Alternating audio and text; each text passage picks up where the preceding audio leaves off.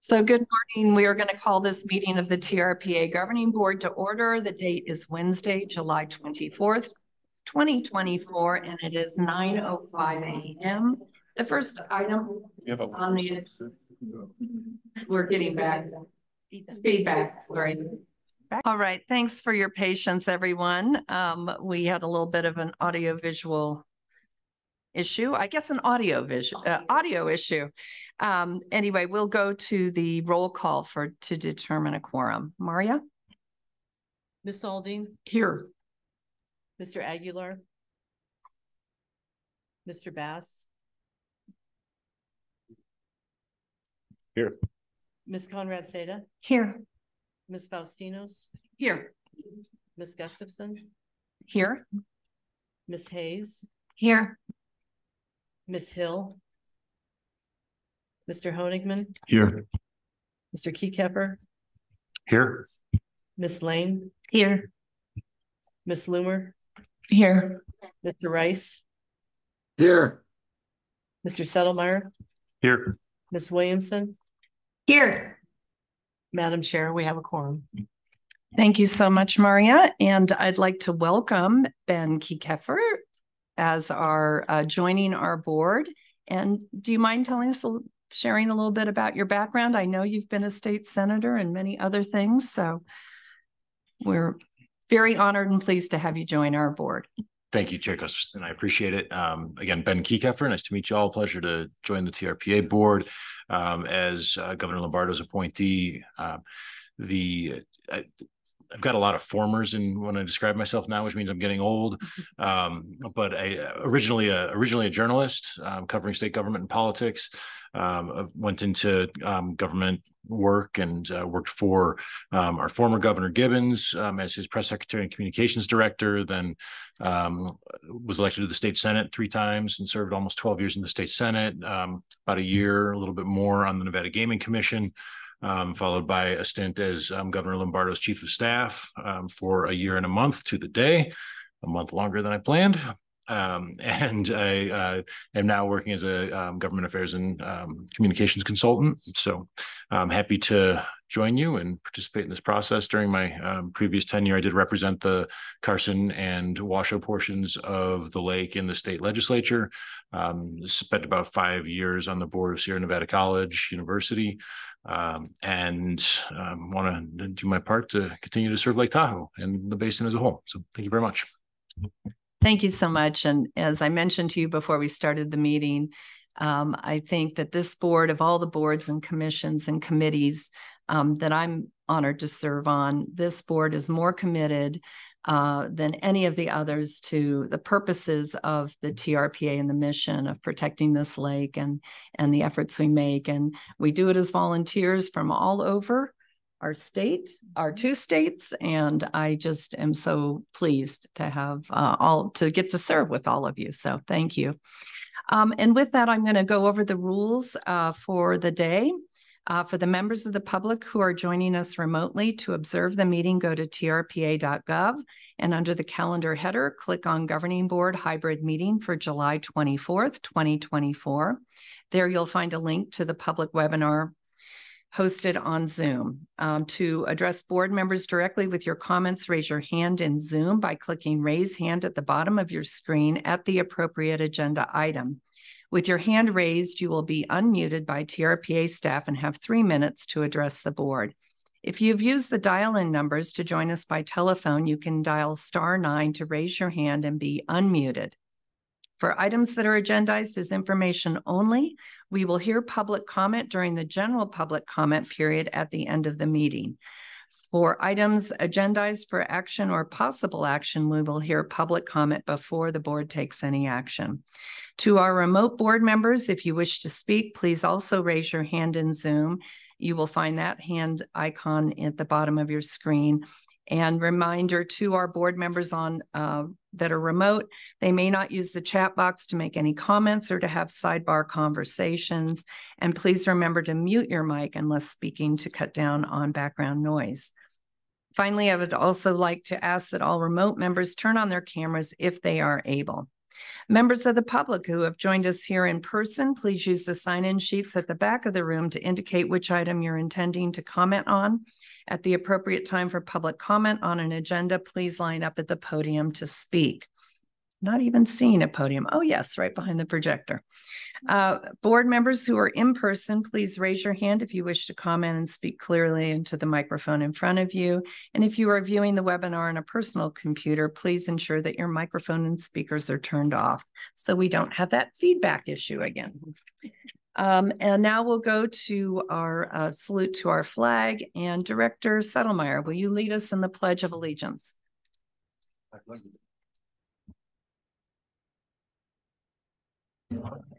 The United States of America, and to the republic which it stands, one nation, under God, indivisible, with liberty and justice for all. Thank you very much. We'll move on to item 3 on our agenda, approval of the agenda. Are there any staff changes to the agenda today? No changes, Madam Chair.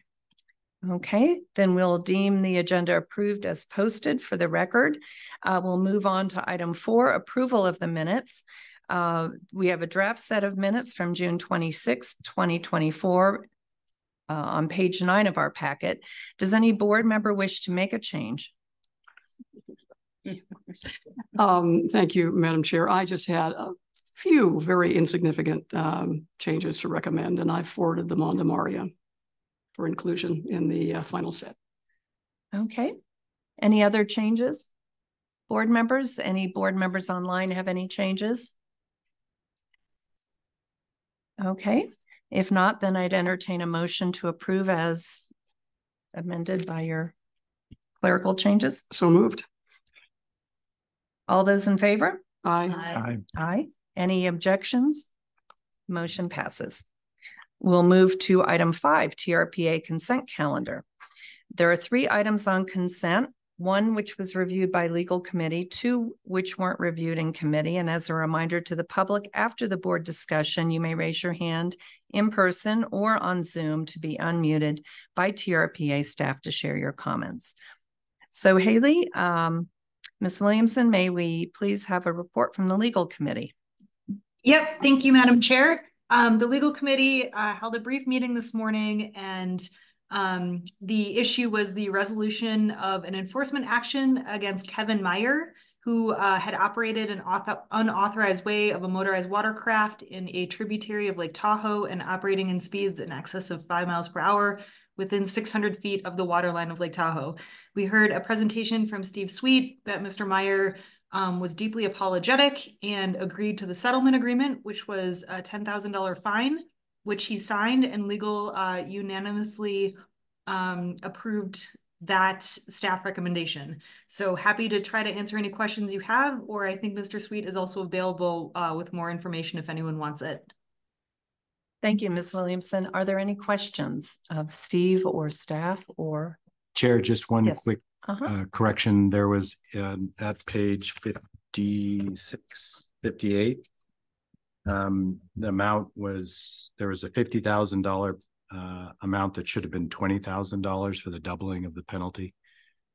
So that'll be if this passes, we'll redo the settlement agreement, include the $20,000 penalty if the $10,000 is not paid. And that, of course, shout out to Shelley there for catching that, because she catches everything with those eagle eyes. Thank you, Shelley. If there's no other questions on that item, consent calendar item number 2 is the APC membership appointments for the Tahoe Transportation District with the primary representative Steve Teixeira and alternate Nick Spiel. Information is on page 61 of your packet. Do any board members have any questions or comments on consent item number 2? I'm not seeing any. And any online? Sorry, it takes me a minute to check all the hands. I'm not seeing any hands up there. So we'll go on to consent calendar. Item number 3 is the governing board committee membership appointments. Information on this item is page 63 of our packet. Do any board members have questions or comments on this consent calendar item? And I'm not seeing hands online. So now we'll go to public comment. This is an opportunity for any member of the public to address the board on the consent calendar items. Please raise your hand now or come to the podium if you're here in person, or raise your hand on Zoom and we will call on you to be unmuted. So I'm not seeing anyone interested in speaking to us on this item here in the room. Are there any folks online that would like to address consent calendar items? Madam Chair, there are no hands raised to make public comment online. Okay, then we'll close the public comment period, and I'd look for a motion to approve the consent calendar. Thank you. We have a motion to approve. Is there any other discussion? Then Maria, I will ask you to call the roll. Mr. Bass, Yes. Ms. Alding, Yes. Ms. Conrad Seda, Yes. Mr. Aguilar, Ms. Faustinos, Yes. Ms. Hill, Yes. Mr. Honeyman, Yes. Mr. Keycapper, Yes. Ms. Lane, Yes. Mr. Rice, Yes.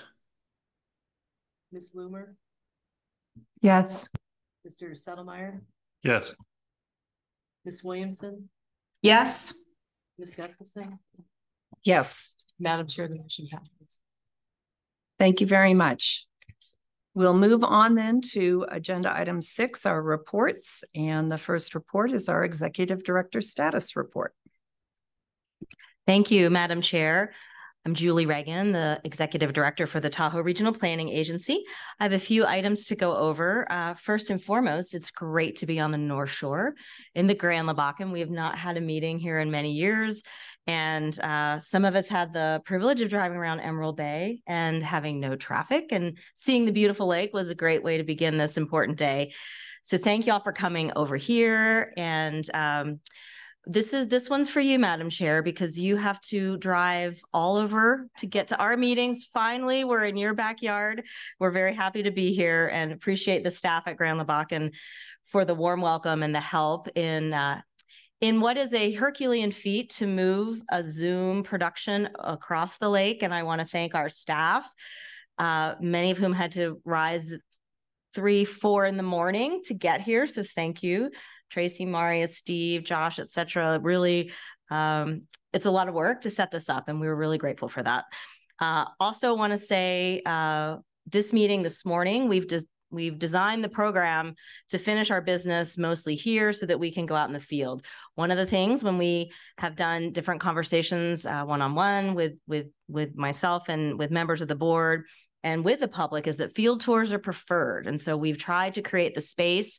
Last month, you had an action-packed agenda so that we could free up some bandwidth to get out in the field today. So looking forward to boarding the bus at the conclusion of lunch and getting out into Tahoe City and Homewood, and really excited for that. And thank you, Cindy, for your help in organizing some of the logistics of that and the bus ride. I want to say also that we are entering into summit season, and have some grace with our staff because we are going 24/7 between now and August 14th, which we'll talk about in a minute. It's a really busy time. So we'll go to the next slide.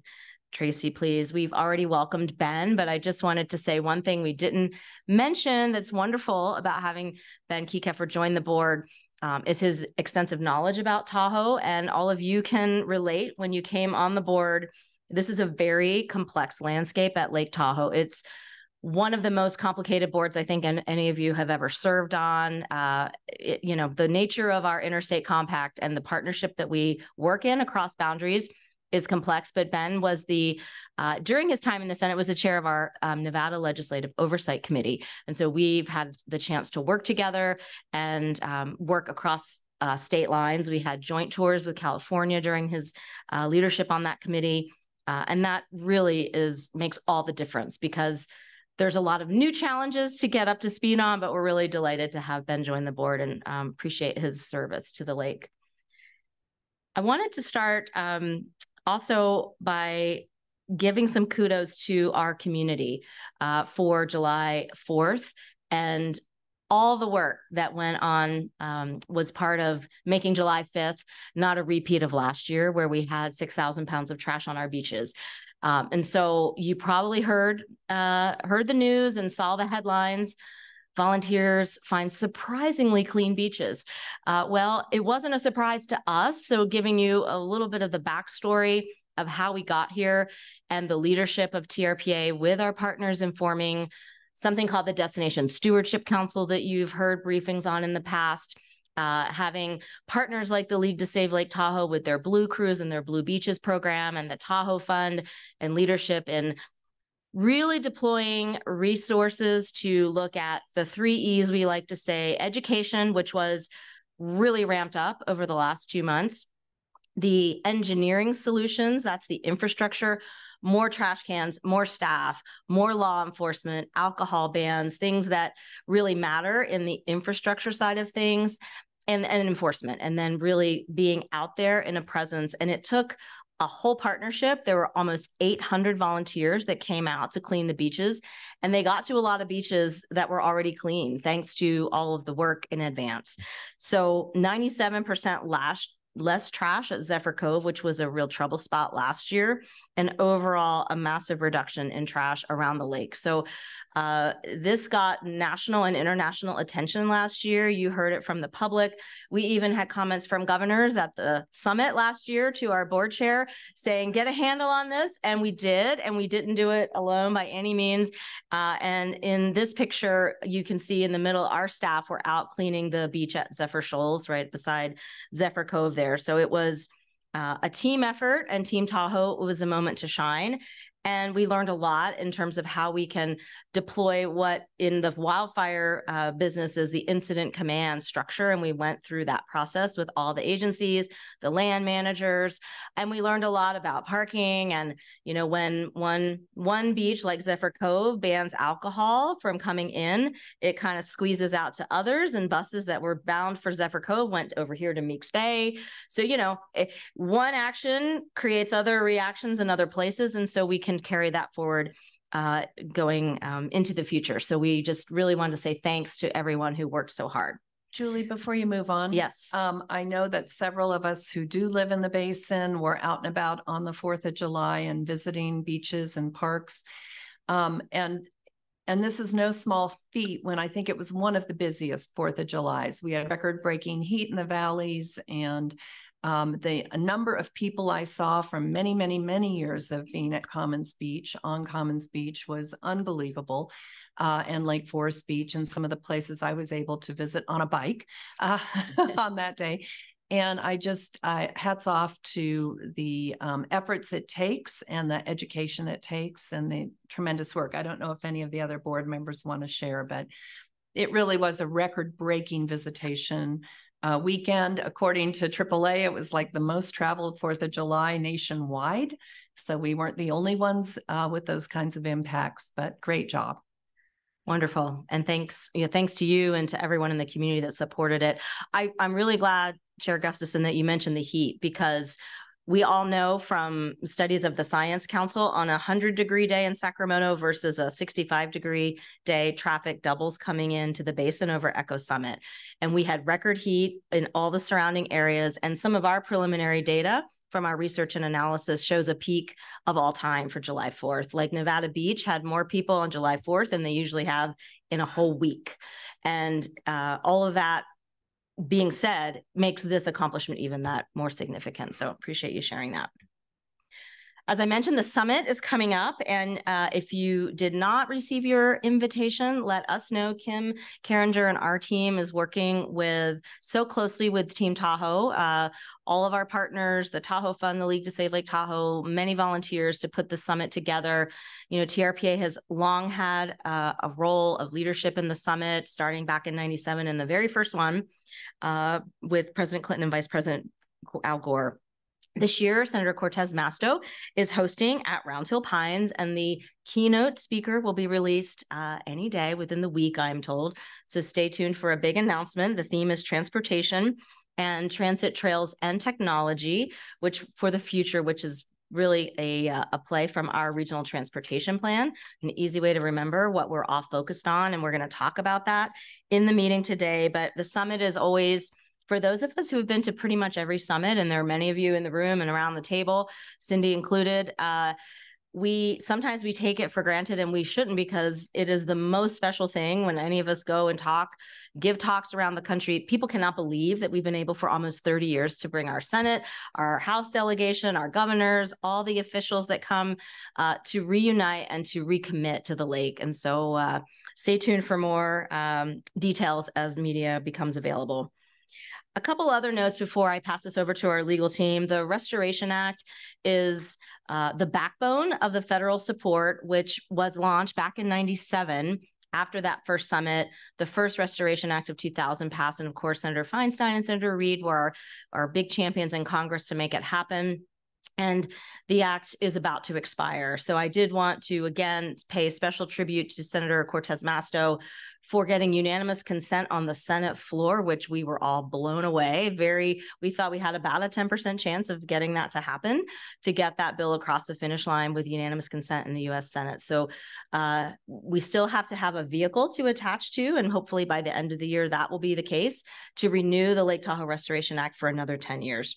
But also, as I've mentioned in some emails, I wanted to shed a little more light. It's also appropriation season, and this is the last year of appropriations that we can get authorized under the current existing act, which is set to expire. And we have had another high water year. And I just wanted to say thank you to Team Tahoe, to all the folks that advocate in Washington, and many of you, including Member Hill, thank you and welcome, visiting Lake Tahoe's team, visiting Washington, D.C. back in the spring. We went to the Capitol, Mayor Bass and Cindy, Chair Gustafson was there to spread the message of the importance of Lake Tahoe, what it would mean if that act expired, and why we need to continue our appropriations. So overall, in the House report, we're almost at $37 million for Lake Tahoe. And that is really approaching, as I've said before, the years where Southern Nevada Public Land Management Act, which was the most funding we've had consistently for the lake, we're approaching that level of funding. And so it's something we've been working up to over time. And of course, that is record funding for invasive species, for forest health, for vegetation management and watershed management and restoration. And there's also appropriations for the water purveyors to bolster the water systems for fighting fire and catastrophic wildfire. And for the first time, and I wanted to call your attention out for this, we have a new program for aquatic invasive species in alpine lakes. That was put into what's called the WRDA bill, the Water Resources Development Act, a few years back. We've never had appropriations. It was an authorization. That was a brand new program that we created with the support of our congressional delegation, and we wrote the provisions such that it would really only apply to a few high alpine lakes in the country. And so we are trying to get appropriations now through that new provision for invasive species, because the need is so great. Even though we have record funding amounts, we still have a lot of work to do, and we're not hitting the full threshold that we need to do adequate control and prevention for aquatic invasive species. So certainly appreciate the support of the delegation for that. And the big news, which I'll talk about transportation in just a minute.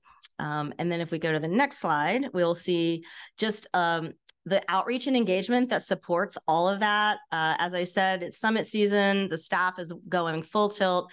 We are doing online briefings for congressional and state staffers and other officials. We're doing field tours. The picture on the left is a field tour that just happened last week.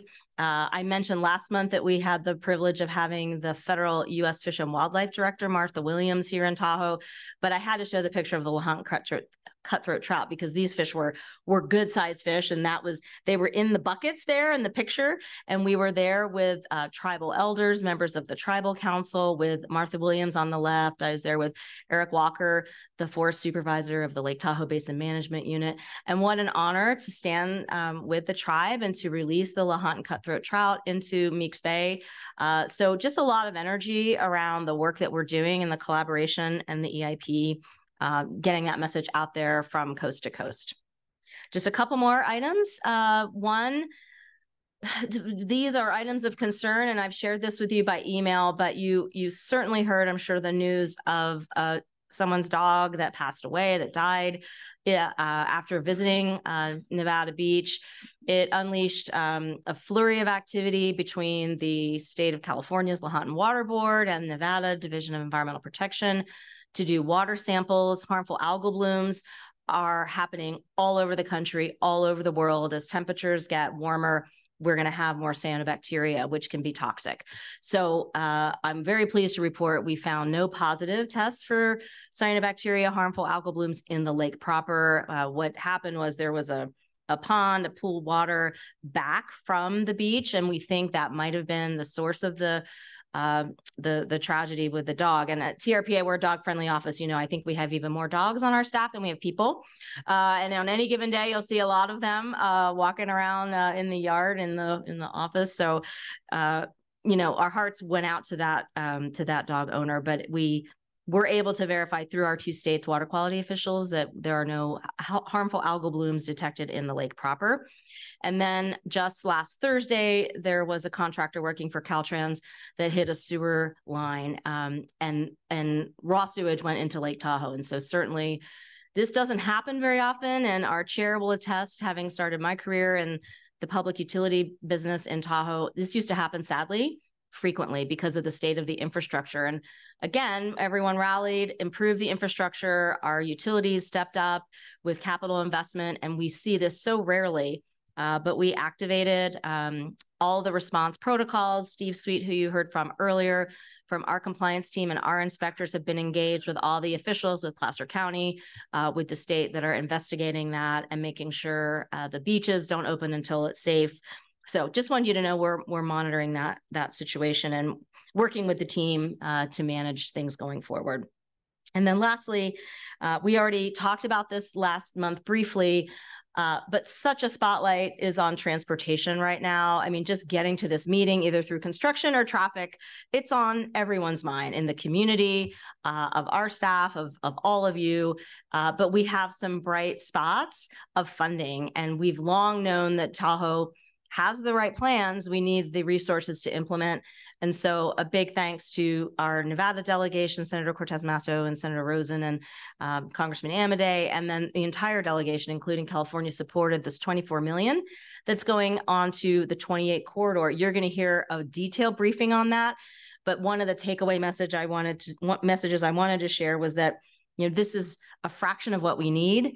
And then we need to turn around and get it in California for Emerald Bay. So like, I feel like this is the warm-up act of getting, and it was a Herculean effort to get this for Highway 28, but we need the same infrastructure investments over on Emerald Bay and 89 in that corridor. And you'll hear more detail, but a big thanks to all the partners that worked on that.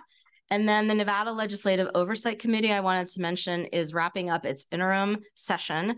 We just had the last meeting, the regular meeting last Friday. There's a work session planned the Friday after the summit. So any of you that want to participate or learn more information, please feel free to contact me.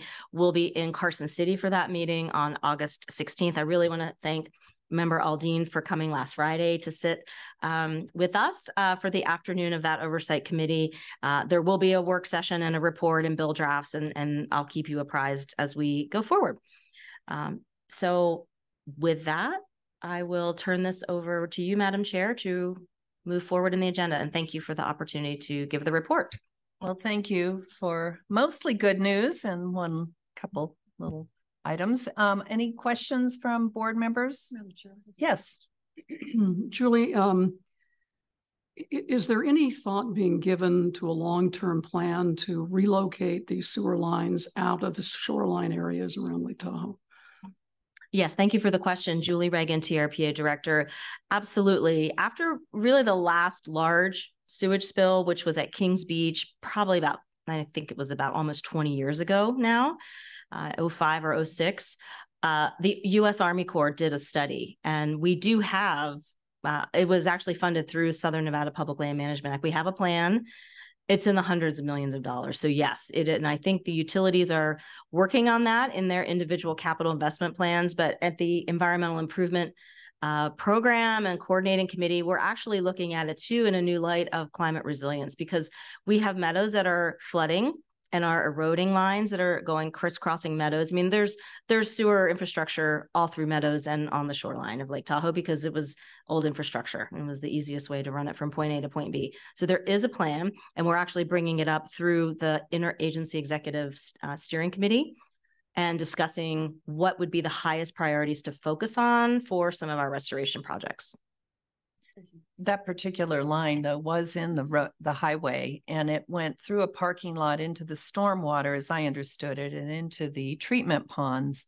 So there was some level of filtration and debris before it entered directly into the lake. So it's not like the one that was, 15 years ago in Kings Beach. Yeah. Any other questions? Yes. Yeah, I just, well, back to July 4th, I just wanted to say the same thing we saw on the South Shore, record visitation. And I think that, you know, the education side of things and kind of the messaging that we've had out over the last year, which not has all been good, especially some of the publicity, but to take care of Tahoe and kind of pushing LTVA and the DMOs on the North Shore, as much as we can do that, I think that it really shows people are listening. And then, of course, the other two E's and enforcement. But I think it really shows that it does have an effect, and we need to keep up the pressure on making sure that messaging is getting out and it's not just heads in beds. And then, yeah, going kind of to what Ms. Aldine was talking about, I'm curious, can we have a requirement? I would imagine that there is some type of like spill vessel that could be deployed on Lake Tahoe when these kind of like spills happen. And can we not require STPUD and North Tahoe PUD to have one of those vessels that until they do make these changes, that they have, you know, similar to, I would think, an oil spill or nets. I don't know that technology, but I have to assume it exists. Can we make those requirements on the utility district? Thank you for the question, Mayor Bass, Member Bass. We went through a lot of the protocols after that spill in Kings Beach and just requiring many of the mechanisms in place are very specific to the utility districts. I might ask our chair to weigh in because she probably worked on this in her past life. It happens so rarely. I am not sure of the technical requirements, but maybe John Hester or Cindy can help me out on that. You know, that's a good question. I don't know that the most important thing was the pump getting shut off because it was a force main. What a force main means is the sewage was under pressure, and until they turn off the pumps, it is continuing to pressurize. And so it is rare, and we're very, very fortunate that the infrastructure is such. And there's theoretically enough storage capacity in these lines to, you know, if they turn off the pumps, that they don't continue to spill at that level. I don't know that deploying a boat would get there any quicker in order to stop what was happening because they use their Vector trucks. I drove by the next morning, there were 4 Vectors out there, which are basically huge vacuum trucks vacuuming up all the sewage that they could, and they recovered like 40,000 gallons of fluid. It was just that they believe 125 had gone, I believe is the number. So I'm not sure that once it's in the lake, it's dissipating immediately. So I'm not sure that you can really identify how you would do that. But I mean, it's certainly, we could talk to the utility districts about, is there any other mechanisms? I know they have a lot of requirements to respond immediately and get those pumps off. But you make a good point. There's always new technologies. There's something else we could do. Yeah, I'll just follow up to say, we'll discuss with our enforcement team, and we're in very close contact with all the utility providers. I will add, going back to my service with the South Tahoe Public Utility District, one of the number one issues we had decades ago were generators. It was power failure and generators failing because, again, of not having sufficient investment in new technologies, because you have to exercise generators, I think, every week, you know, and look at all the pump stations that are around the lake. So it was power was failing, generators weren't kicking on, and then the spill was happening. So that was like a big wave of investment. And then other utility investments over time have really prevented these kind of things. But in terms of any new spill response technology, we'll get back to you. Great. Yeah. And again, it's just kind of a thought that came to mind. I mean, in my simple mind, I think of like a tanker that's like a vac truck that has multiple things that if the sewage is floating on the top before it dissipates down, you could actually suck it into a tank. to then be able to move it off of the lake. So I think it's something that's worth looking into and requiring the utility districts to have, especially if we know that there's going to be more of these incidents with climate change coming. And one of the things they have done is I've been there when I've seen Vectors go on barges out for those episodes. Did you have a comment?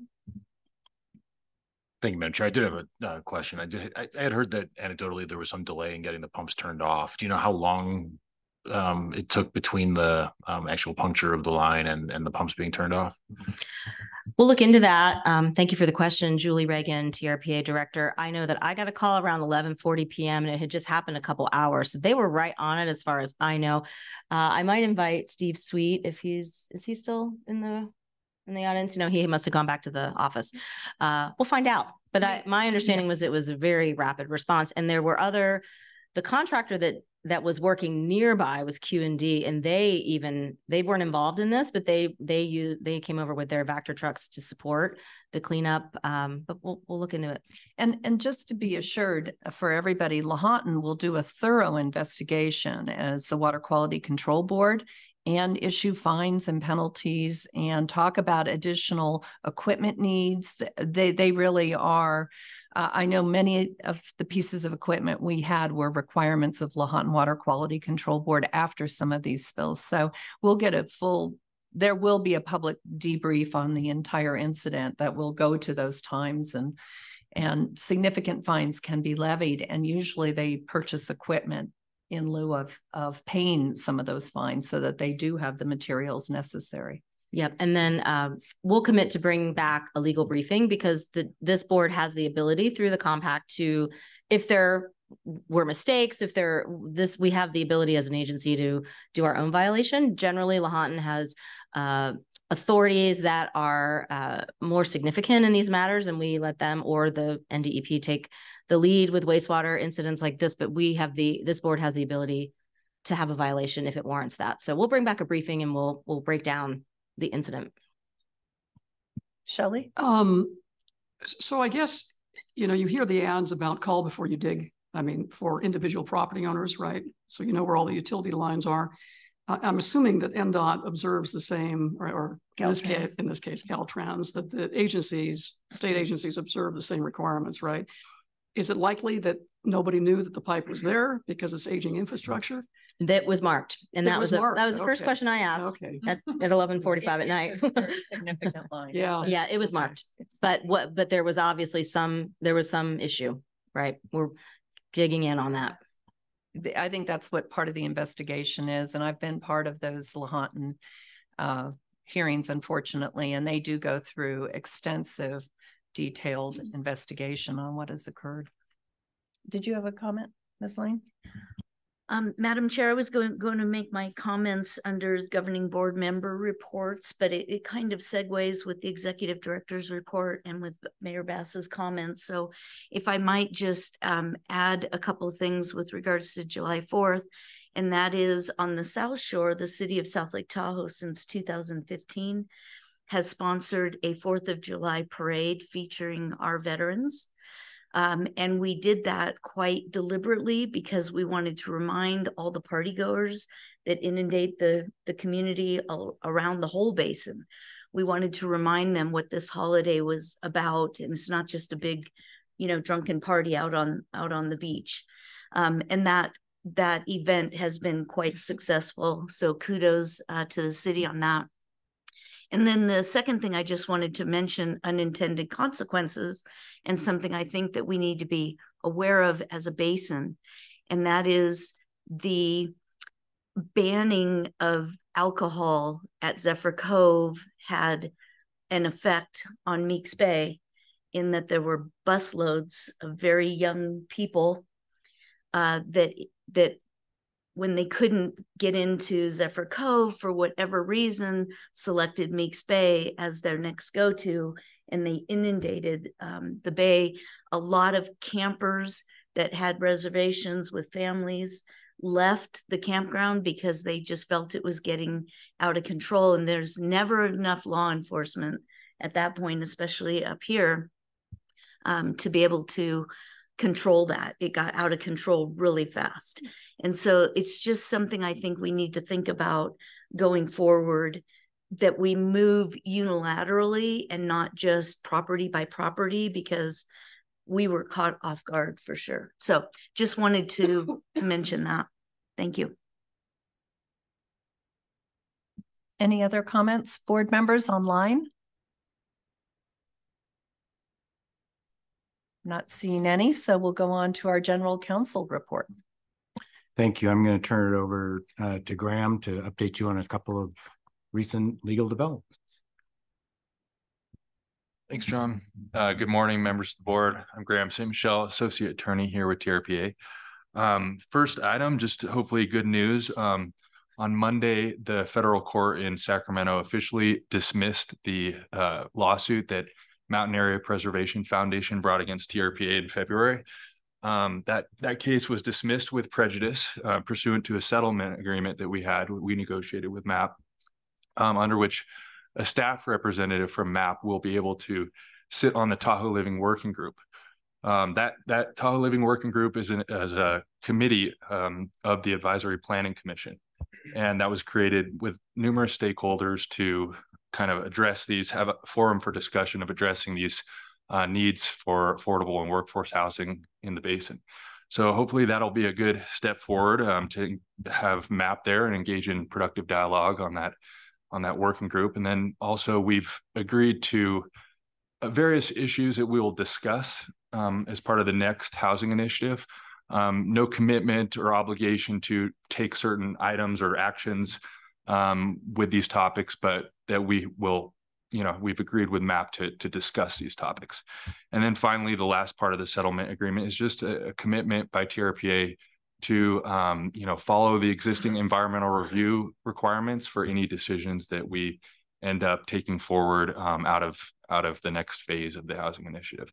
So hopefully you won't hear too much about this litigation anymore. It's dismissed, and we feel like it was a good outcome for the agency to kind of put that behind us and move forward.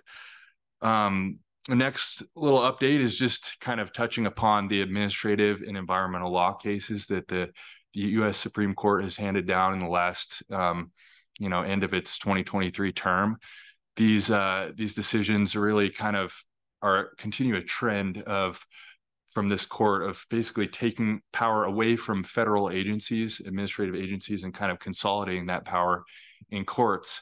Probably the most significant of those cases is the Loper-Bright decision, which is in the news. It's a pretty big case for administrative law. It overruled the doctrine known as Chevron deference, which has been kind of a cornerstone of administrative law for 40 years. And what Chevron said was that, courts must defer to reasonable agency interpretations of ambiguous statute. And now under the new case, it's pretty much the opposite. Courts have to exercise their independent judgment when considering questions of an agency's statutory authority, and they're actually not allowed to defer to an agency just because the statute is ambiguous. So it's really a total 180 on that law that's been around for 40 years, or that kind of case law. Just to touch, for TRPA's purposes, it's a big impact for agencies generally, but for TRPA, we don't really rely on Chevron deference very much. It's probably not something that will impact us to a great extent. The compact that we have kind of has its own substantial evidence standard of review baked into the compact. So the courts are already directed to give TRPA a level of strong deference for most of the decisions that we make. And just a final note is that that decision did not overrule a different kind of deference that applies to agency interpretations of its own regulations. And that's significant because, the regional plan, the code of ordinances, we would consider those more like regulations than statute. So we can continue to advocate for deference on the way that we apply our code. So I hope those updates are helpful, and turn it back to John. That concludes the legal report, and hand it over to you, Cindy, unless there's questions for Graham or myself. Are there any questions from board members? Okay, I'm not seeing any. Any online? Not seeing any. So we'll move on then to our item 7, administrative matters. That brings us sorry, my watch is talking to me. That brings us to agenda item 7A. Acknowledge the existence of the Nevada Attorney General's July 3rd, 2024 findings of fact and conclusions of law, OAG file numbers 13897-423 and 440.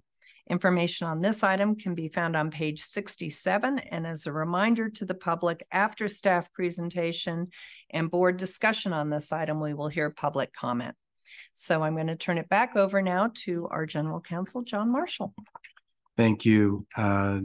As Madam Chair indicated, the staff report is on page 67. Starts on page 67, and in particular on page 71 is the actual findings and conclusions of law of the Nevada Attorney General regarding 7 complaints that a member of the public, Doug Flaherty, filed with the State Attorney General.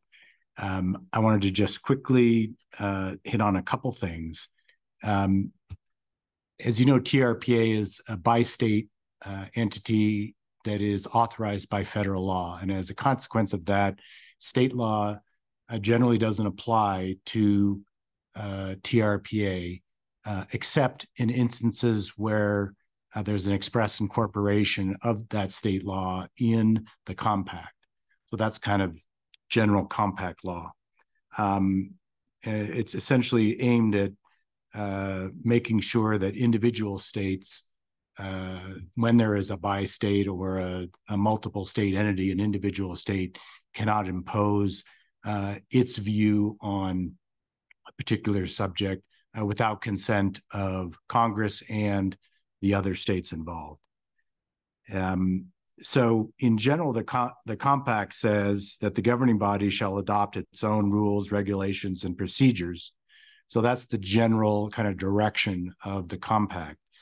Article 3D specifically directs TRPA to open to the public meetings to the extent required by the law of the state of California or the state of Nevada, whichever imposes the greater requirement at the time of the meeting.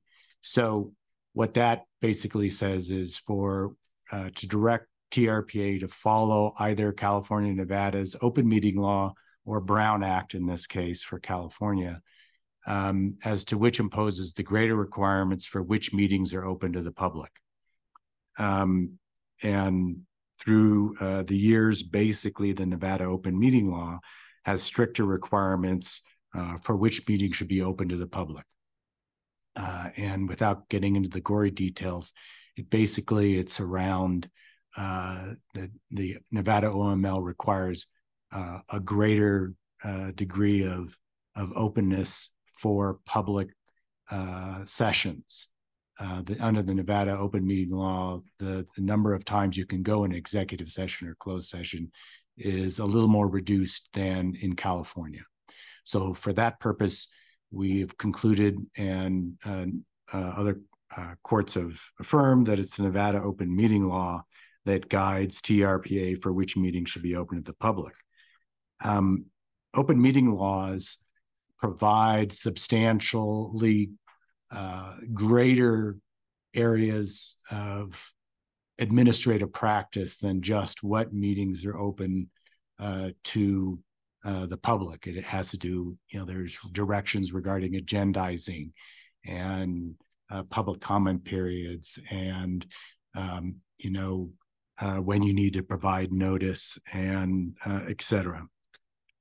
So the TRPA has adopted in both its compact and its rules of procedures, specific rules regarding notice, regarding agendizing, and we follow those rules if there's any difference between that and one of the state's open meeting laws. In general, we do try to follow, to the extent that we deem appropriate, these other requirements for the open meeting law. one of the requirements or one of the features of the Nevada open meeting law, which is not in California's open meeting law, is the ability of a citizen to file a complaint with the Attorney General, which then the Attorney General is required to investigate is whether or not there's been a violation of the Nevada open meeting law. And so over the years, we've had complaints filed against the agency, and we historically say, by the way, you're not the boss of us, but notwithstanding that, here's how we complied with the open meeting law, and here's what our rules say. And so in 2021, Mr. Flaherty filed 7 complaints with the Nevada Attorney General's office alleging an array of violations of the open meeting law. And as we discuss in the staff report, and as you hopefully read in the AG's opinion or AG's report and recommendation, that essentially most of the complaints were not well taken, that we provided a clear and complete agendas. We had deliberations in public, not in private. We posted all our agendas appropriately, and we generally provided public comment. Now, the AG did find that for a couple areas that are not directed at what meeting should be open, TRPA did not act consistently with the requirements of the open meeting law. And specifically, we didn't do a couple things, and those things are the following. We did not specifically put in our agenda a contact person for meeting materials. Generally in our agendas, we have a contact person for public comments. We have a contact person to accommodate for if you have special needs. And what we didn't have that the Nevada open meeting law requires is a specific person identified for meeting materials. So when we realized that the open meeting law has that requirement, and it's not something that we felt was oppressive on TRPA, we now identify a person if you have questions regarding meeting materials to call. That's not to say that, and we have always had lots of persons we identify as contacts. Our meeting materials are available on our website, just where the agenda is and all that. The AG also found that we did not use the safe harbor phrase for possible action for agendized items in our agendas. We generally have over the years put what the specific action is, not just identifying it generically. So we say recommendation or approval or whatever the proposal is from staff that goes on the agenda. So it's not a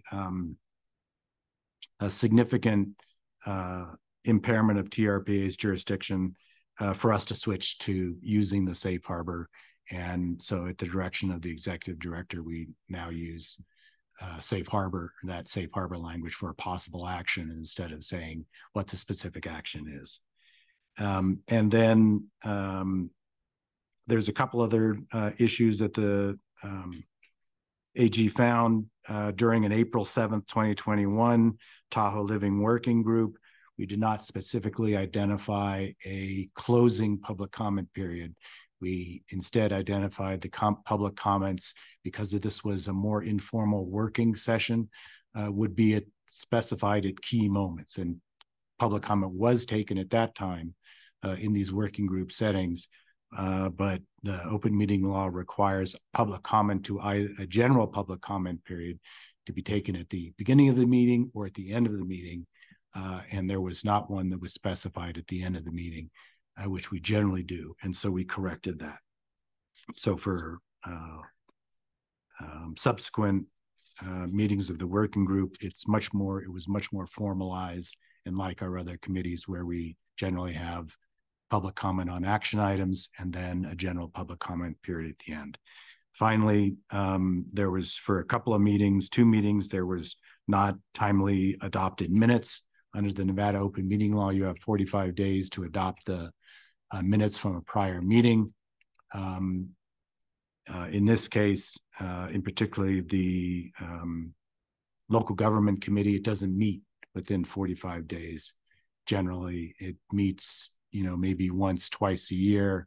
And so we'll be contacting the Nevada Attorney General's office to work with them to figure out what's the appropriate way to address that situation. So that's generally the report. The open meeting law requires that when the Nevada Attorney General has the conclusions of law that there's been a violation, that the agency agendize at its next meeting to acknowledge the presence of the report. And so that's what this agenda item is. It's not to acknowledge that any of these violations actually took place. In fact, the open meeting law specifically says that it is not, if there's future criminal, civil, or other procedures, the Nevada Attorney General's opinion is just that, an opinion as to whether or not you're consistent. We take it seriously. We work well with the Nevada Attorney General's office. We have litigated cases together over the years. So we want to maintain a strong relationship with both Attorney General's offices. So we recommend that we go ahead and take this action that they believe is appropriate. But you also don't have to. So that's the end of our report, and we can answer any questions that you might have. Great. I think we have a few. So we'll start with Ms. Aldean. Thanks, John. So I'm a little confused. Item 7 under the AG's report says the TRPA violated the open meeting law by failing to prepare minutes and approve minutes in a timely fashion. So when it says you allege the TRPA, this is referring to Mr. Flaherty, did not approve minutes within 45 days or at the next public meeting. That is a reflection of his opinion and not a reflection of the open meeting law, correct? Because if it was or at the next public meeting, we would not be in violation. Correct. Okay. And in terms of, I know that, that this is ancient history. I mean, dating back to the time the compact was adopted, but I'm assuming there's some sort of legislative record as to what the intent was with respect to the various provisions of the compact. I mean, is there a record that's easily accessible to review those discussions, to determine whether or not, how consequential this is for? The legislative record for both the 69 and the 1980 amendments to the compact is sparse. They comes through, you have essentially, you have 2 separate state laws, that are passed by both states, and then a bill is then presented with that. And then there's usually some edits that the Congress makes. And because of the way that derives, there's not a lot of, I've been through the leg history on the compact, and it's general, and it's more focused on what were the big issues at the time, which was, remaking the 69 compact and kind of a reshift of the board, and bringing in the concept of thresholds and those kind of big ticket items. I don't specifically recall, but I can go back and check whether there was discussion regarding why the language limited the incorporation of the open meeting law, whichever was the stricter of the 2 states. Where's Kyle? Other questions? Yes, Ms. Conrad Seda. Yeah, I just want to make sure I'm gathering this. We simply have to, according to the response from the AG's office, we simply have to acknowledge that the AG has made these findings in this meeting, and that completes our due diligence essentially in being responsive and playing a good part with the AG. Is that right? Correct. So it's acknowledged the existence of the report. Thank you. Mr. Bass. Yeah, thanks. I'm curious. So, it's always been very confusing to me because I know the Brown Act, and you know we have to follow that very strictly, and it spells out so many things around public records. And I think that in a way, understanding that in a way we don't have to follow either one is what it seems like if we wanted to adopt. And I'm curious, are there more than just these complaints of things that we're not doing with Nevada open meeting law? Because I think that it's good that we do as a board commit to one of these for the public efficacy, as well as just how I know how to operate on a board. And have we looked at, are we really following this?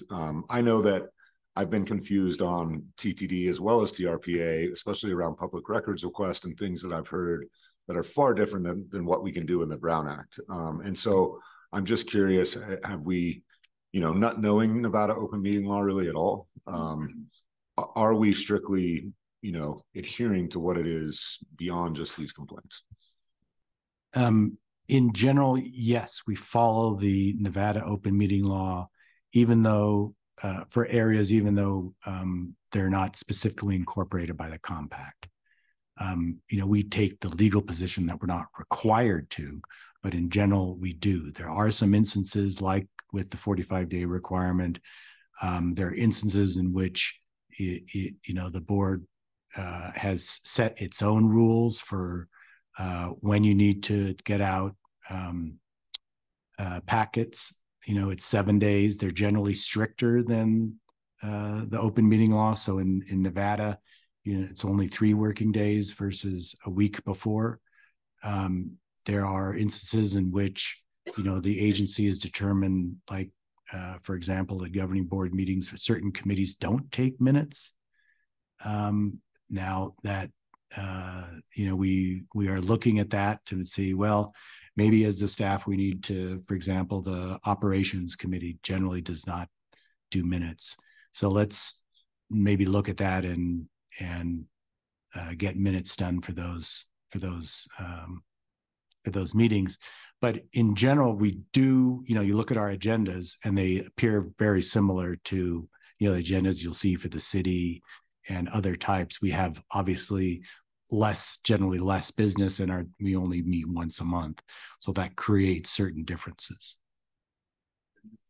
Not knowing the Nevada open meeting law, as far as public records go, is that governed by Nevada OML, or is there no governance to public records under OML? The Nevada open meeting law, like it does not cover, there's a separate law for public records. And so what the compact says about records is TRPA shall make available records that are available under either of the 2 states' public records laws. So if it's a public record under California or Nevada, we release it. So in that context, we take the stricter of the 2 and apply that to when we can release public records. Okay, and do you know offhand, is that California or Nevada for the public record side? It depends. There's never, it's, you know, we look to see whether or not there's, you know, in general, they're pretty much the same. I mean, the things that we're withholding would be things that are privileged, either from a legal perspective or a deliberative process privilege. And that generally is kind of the same. There's maybe some differences regarding personnel records, but we've never really had to address that. But we'll look specifically, and what we'll follow is the law that is more permissive for public release. And I guess my last question, what about cost related to gaining a public record? I know in California, we're very limited to what we can charge per copy and those kind of things. So how does that get incorporated? That's again generally under the Public Records Act provisions, not open meeting law provisions. And in California and Nevada, public agencies are only allowed to charge the actual cost of copying or providing the record. TRPA, you all adopted rules fairly long time ago, saying that TRPA can recover greater costs associated with the production of public records than which includes staff time.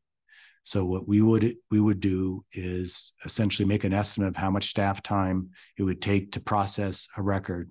Generally, it's relatively small. Sometimes it can be fairly big if the request is quite broad. And we charge that before you can get your records, you have to pay that. And that's the direction that staff has received from the governing board. Thank you, Mr. Bass. Other comments? Yes, Secretary Aguirre. Yes, if you're so certain that the compact overrules Nevada open meeting law, is there a reason you haven't sued the state to make that statement or that point for the protection of the board? Well, it's a piece of litigation. And in this case, we could have, instead of brought this forward to you, we could have just said, no, you're not, you don't have, this provision doesn't control. And so therefore we are going to, file a declaratory relief action. We have done that in the past when in the early 1980s, TRPA sued the Nevada Attorney General's office over the ability to go into closed session or have a non-meeting for attorney-client conferences. And at the time, the Nevada AG said that that was not allowed by the Nevada open meeting law. TRPA disagreed, filed a declaratory action, and litigated that to the Ninth Circuit and prevailed. I guess to answer your question directly, Cisco, we deemed that this was better to approach this from, more of a cooperative approach and saying, if this is, it's not that much skin off our back to make this acknowledgments of the existence of the report, rather than contest in a legal arena whether or not these specific provisions apply to TRPA. If the board wants to make, a different calculus, they can direct us. You don't have to make this finding now, and you can direct us to initiate litigation to challenge whether or not the investigatory provisions of the open meeting law provide the authority to the Nevada Attorney General, or is it limited to just to those specific items? Right now, we're just agreeing to disagree fundamentally. Well, I think as a Nevada elected official, this is a very serious concern to me. And I did speak to the Attorney General and his team about this issue to get some clarification, because as a constitutional officer, the Attorney General is my attorney. And when there's conflicting opinion for me, I have to follow the Attorney General. But if you're saying there's a strong argument against the Attorney General, I'm just wondering why you don't litigate it to help clarify it for everybody who sits on this board. When you sit on this board, you are not represented by the Nevada Attorney General's office. You're represented by I could disagree with you on that, but and because in that aspect, both the Nevada Attorney General and the California Attorney General's office appear before the board as stakeholders, not as, in our humble opinion. Yeah, I could understand that position if I was here in my personal capacity, but I'm here in my official capacity, which is required by statute. And so to do that, I think the Attorney General is my representative, my attorney. And so we'll respectively disagree on that. Again, so raises a concern for me about legal advice that we're receiving as board members, and how are we going to ensure that the advice we're getting is consistent with Nevada law? To the extent that we can provide you with guidance as to whether or not this is consistent with, I think there's lots of attorneys in Nevada who provide advice, public attorneys who provide advice to their governing entities like city attorneys, county council, et cetera, on whether or not there is, the body is acting consistent with the Nevada open meeting law. So we can, we look at this every day, probably in some fashion or another, when an draft agenda comes in, or we're constantly making determinations as to whether or not that's consistent with the Nevada open meeting law. It's a different legal question of whether or not it's required to do so under the compact law and under our specific compact. So there's lots of public attorneys that are advising boards, et cetera, that whether or not the OML is, what are the dictates of the OML in that particular instance. So we've never had this particular issue come up before. So I don't know how to resolve it if your feeling is that you need to be advised by the Nevada Attorney General's office for your compliance Well, determination. my concern is, one, I want to make sure the public gets the information, the access that they're allowed by law, and two, that we're complying with that law. And so this is about public access and the engagement of the community. And if we're in violation of Nevada law, that's not a good thing. And we can't continue to operate that way. We need to be in compliance. Fundamental to, like I was saying earlier, to a compact existence is that one state's law does not unilaterally apply to the compact. So, for example, you could have a state law that applies to, all public agencies, for example, let's say CEQA in California. And I think the California Attorney General's office has argued in the past that CEQA applies to TRPA. We disagree with that. We say Article 7 of the compact is what directs us to do our environmental documentation analysis. So notwithstanding the opinion of the California Attorney General, we will disagree if we think that's appropriate and say, here's the law that applies to the compact agency and to you as in your role as a governing board member. And that's fine. But I think if we're going to continue to say, and we receive complaints and we find that we're in violation of those things and we accept these opinions, it has to stop at somewhere, right? Yeah. Could I chime in? I think what we're missing, and this was my question, we've made these corrections from the time we received the complaint, correct?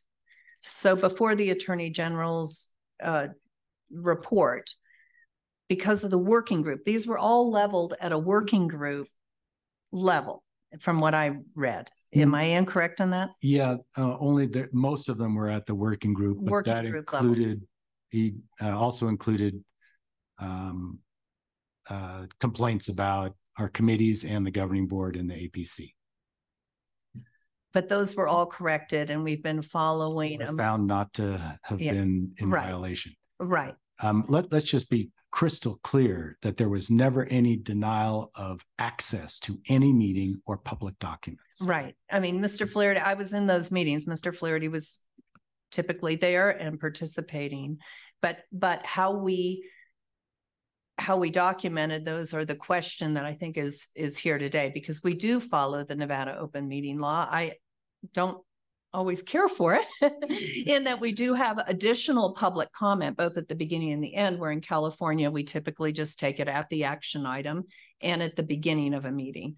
But we have that other layer here and we follow that. And so I feel it is, we're despite the legal ramifications, we are trying to follow the best practices issued by the state of Nevada.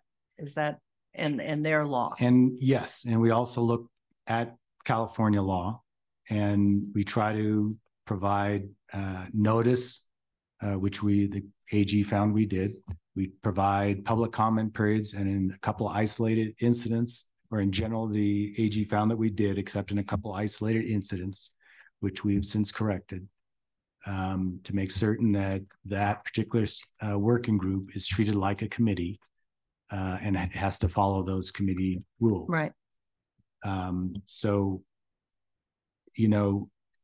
if the board wants to, in its rules of procedure, to say, as a matter of, our own policy, that we want to follow all the agendizing and other rules of the Nevada open meeting law, you can do that. And so we could set that policy, adopt that as our policy. Yes. Practice. Then it would be, to resolve the kind of jurisdictional conflict, then the board would be taking a policy decision to say, hey, notwithstanding the limited language of the compact, we are going to, as a matter of practice for our own internal rules, say, follow the, you could say the stricter of the two if you want, whatever that might be. But in general, they're pretty similar in terms of the agendizing rules and those things. Madam Chair, if I could, I just want to, to the comments I made before, I think it's incredibly important that we do that for the public. I think we all know that we've had public transparency issues on this board, and there's really been that level of we've heard that from the public. And I think it's important also for board members that we have strictly committed to one of these laws, that we know that's what we follow, and for the public to know that as well.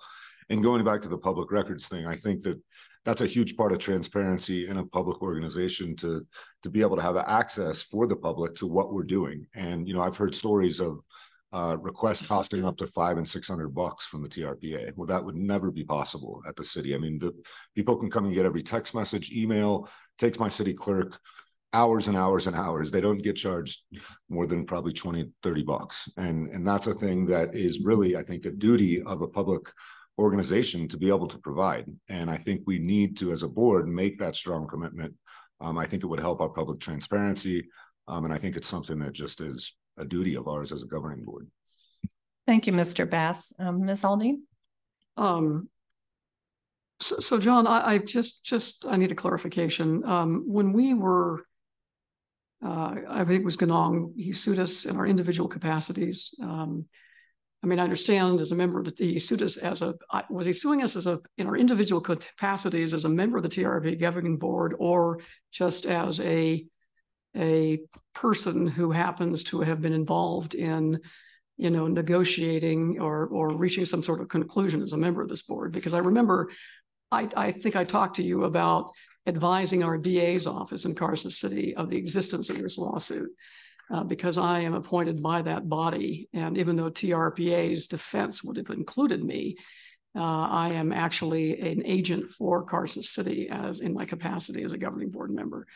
And I guess my second question is, do we have error and omissions insurance? Yes, to the second one. Okay. And I don't know if Chad's here, he can probably attest to that.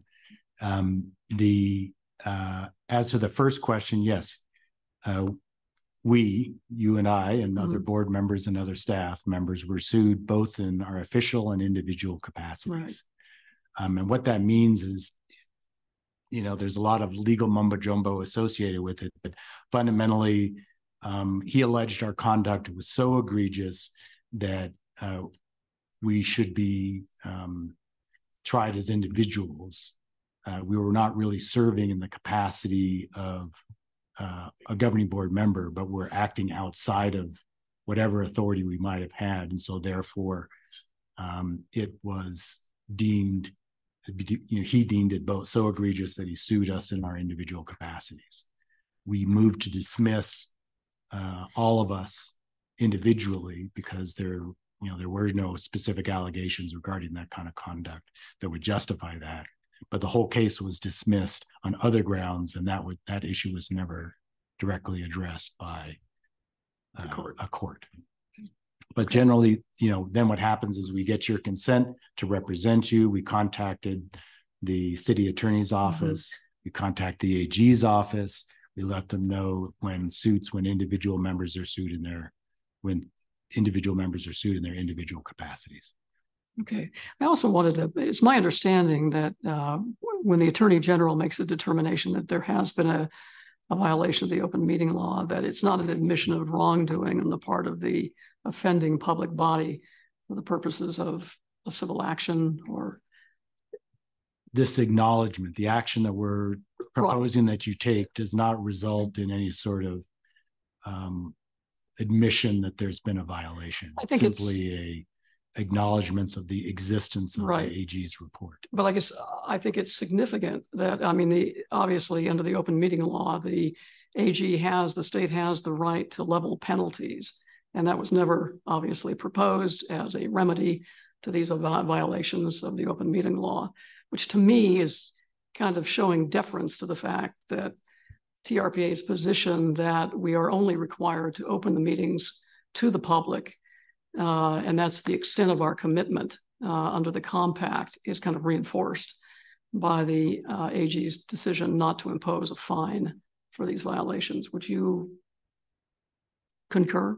I think there was a determination that, the AG really only goes after some sort of either civil monetary penalties or criminal penalties when there's a knowing violation. And I think, underlying all of this was that there wasn't really a knowing violation, that we didn't act, say the open meeting law, we're closing this meeting in violation of the open meeting law. We know we're doing it. And also, for the most part, when members are advised by their attorney that they're acting consistent with the open meeting law, that is a defense to any kind of, that's operating in basically in good faith. You're trying to do the right thing, and you have an attorney who's advising you on what the requirements are.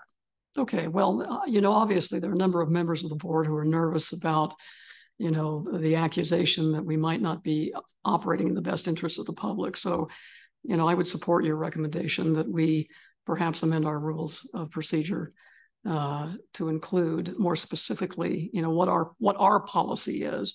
Even though it might be inspired by the Nevada open meeting law, we are voluntarily adopting these changes to acknowledge the importance of being transparent. Yeah, I'm not making a recommendation. That will come from you all as to whether, to provide direction as to what we should do. I think that's a reasonable solution. And we're not agendized for that, to be consistent with our open meeting law. Bring it back as an agenda item. Yeah. If your direction is to do that, we will create that. Well, and you'll take it to the Operations and Governance Committee, presumably, right, before it comes to the board? Correct. Okay, great. Thank you. Ms. Aldean. Ms. Conrad-Seda. I mean, I hear that, and I like the idea of transparency and making clear the rules and regulations we follow. At the same time, in the AG's findings, there were a couple of incidences where TRPA was sued, and we were found, in compliance with the more stringent law. So I just want to make sure that we're not undermining past decisions in clarifying what we're doing, right? That we're looking at those past decisions. I think there was one with the leak to save Lake Tahoe. I just really want to make sure that we follow that legal record as well as we codify the processes that we intend to pursue, and not essentially jeopardize what we've done in the past. So it's more of a from this moment forward, and we can agendize this for discussion later, but I really want to make sure that we're maintaining consistency. And I guess I just also want to reflect that as a body, I think many of us have worked in the public sector, are continuing working in the public sector. And as a body, I think we're committed to transparency and public access. And I don't think that, I feel like some of the discussion today has indicated that there's a willingness to withhold public information. I don't think that that is true in any way, shape, or form. And I also actually disagree with Member Bass. I do think that it's important for the public to understand that when they make requests of a civil service body that is funded by taxpayer dollars and public funds, they're asking for those public funds to meet that request. And therefore, there is a need to potentially reimburse the public trust for the time that it takes to be responsive to those actions. So if we agendize those in the future, I do think it will be a spirited discussion, and one in which we should all, again, have transparency and have a say in that response. Right. And that wasn't on our agenda today at all on the Public Records Act cost. Well, Madam Chair, I'd actually like, before we move on, if I could just, so I'm very curious, because again, I don't know the OML very well. I know the Brown Act very well, and it has a lot of requirements on not just electeds, but also staff. And it would seem that there's a lot of areas of the Brown Act that are much more restrictive and add much more public transparency than OML. And so I'm curious, and these are questions that I'd like to get answered. So maybe not today, though. I think what you're asking for is when we would set the policy, if I could be so, today we're not talking about the California, we're reacting to the Attorney General's recommendations. As we move forward to set policy, I think you're absolutely right. You could line them up and compare. I will tell you, in California, we do not ever have to go into public to present our executive director or general counsel with an evaluation. No, there's not, And in a so closed session there area, are I get many it. areas of California law that are, and so we're very limited, for instance, on public records. You can't charge somebody $600 to come and get multiple public records. And so I think that's why I would like to know, I think where there's a difference. Are we sorry to able interrupt, but to admonish that we're not agendized to talk about the Public Records Act, but we do. So Mr. Bass, I don't disagree that we'll bring this back. I think I want you to hear me, that I understand your concern, and that we will ask the staff to bring it back and talk about the Public Record Act request. My question was more honestly getting into with the Brown Act, and there's all sorts of, right, all sorts of things that require us to act in different public ways that I'm trying to figure out, are we adhering to those at this point? And I think the staff has heard that, and I've certainly heard it, to ask staff that we do a comparison as we set forward how we comply with both state laws. And I think what I've heard from the board in the past is we take the most conservative approach, right? That is right now the Nevada open meeting law being more conservative than California in most cases. But if there's a difference, we can discuss that. I want to get back to this, if I could, for just a moment. Again, on the 7 issues of which the Attorney General looked into, the 2, am I correct? The 2 at which we had an issue, we've already corrected and changed our practices. And those were and the question we have is on the minutes and when we approve minutes for a committee that may not meet for 6 months, right? Do we meet just to approve minutes? Correct. Within that 45 days. And the other was the posting of the person who they would get the information from relative to the meeting, and making sure that is a direct name or and a number, but a phone number. We would do that for other purposes. We've just added that if you have any questions regarding the packet, contact this person as well. Right. And we do that. We understand that on our board and APC meetings. It was this working group where there was an issue. No, for that particular one. It's been all of our agendas? Yes. Okay. So we made the correction to all of our agendas. And then we've gone from posting what the possible action is to just saying possible action. Correct. It has been the direction. If you look at your agenda for today, you'll see that difference. So in that sense, to me, I think we were exceeding the public transparency. That's just my opinion, by saying, hey, they may potentially take action on this. Yes, Director Settlement. Thank you. I appreciate the opportunity to talk. It is fascinating to have a discussion about not violating the OML when we're discussing the OML. So we do need to keep it to that scope. I'm concerned though, because under NRS 241036, you have 45 days after the meeting or at the next meeting of the public body. So how are we violating that? I will basically say that what we're asking you to do here is just to acknowledge the existence of that report and not to go into the details. I personally may disagree with the analysis of the AG's report. I think there's different ways of reaching, different conclusions regarding these points. And as demonstrated in our attached analysis to the staff report. But I don't think it's worth at this point debating all those exact details. I think the AG was acting in good faith and trying to determine whether or not we were consistent. We provided the AG with reams of meeting minutes and notes and agendas and notices, and that at this point it's probably in the best interest to just make that finding and make the appropriate changes where we think is necessary, have the discussions regarding the applicability of other provisions at a subsequent meeting, and kind of move on. I appreciate it, and I appreciate it, Madam Chair. I've been following OML for over 30 years. From, Frankie Sudel Papa was Attorney General of the state of Nevada long time ago. And so I remember reading her original analysis. She had a very good book on discussion of OML. So I appreciate it. But even today, there are nuances that I'm picking up. So I appreciate the opportunity to discuss this matter. Madam Chair, Ms. Hill, may I please make a motion? Thank you. well, we need to take public comment Excuse on me. this Thank item you. before you do so. Are there any other? Yes, case in point. Are there any other commissioner comments, board member comments? I'm not seeing any. So, yes, Mr.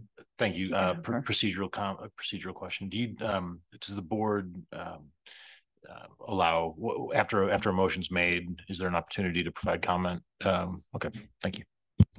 Thank you. Okay, with that, we'll go to the public on this item. If any member of the public here in the room wants to talk about open meeting laws, which I think is so appropriate for the public to comment on, please come to the microphone now or raise your hand. And we have a couple of hands online, but is there anyone in the room who would like to address the board first?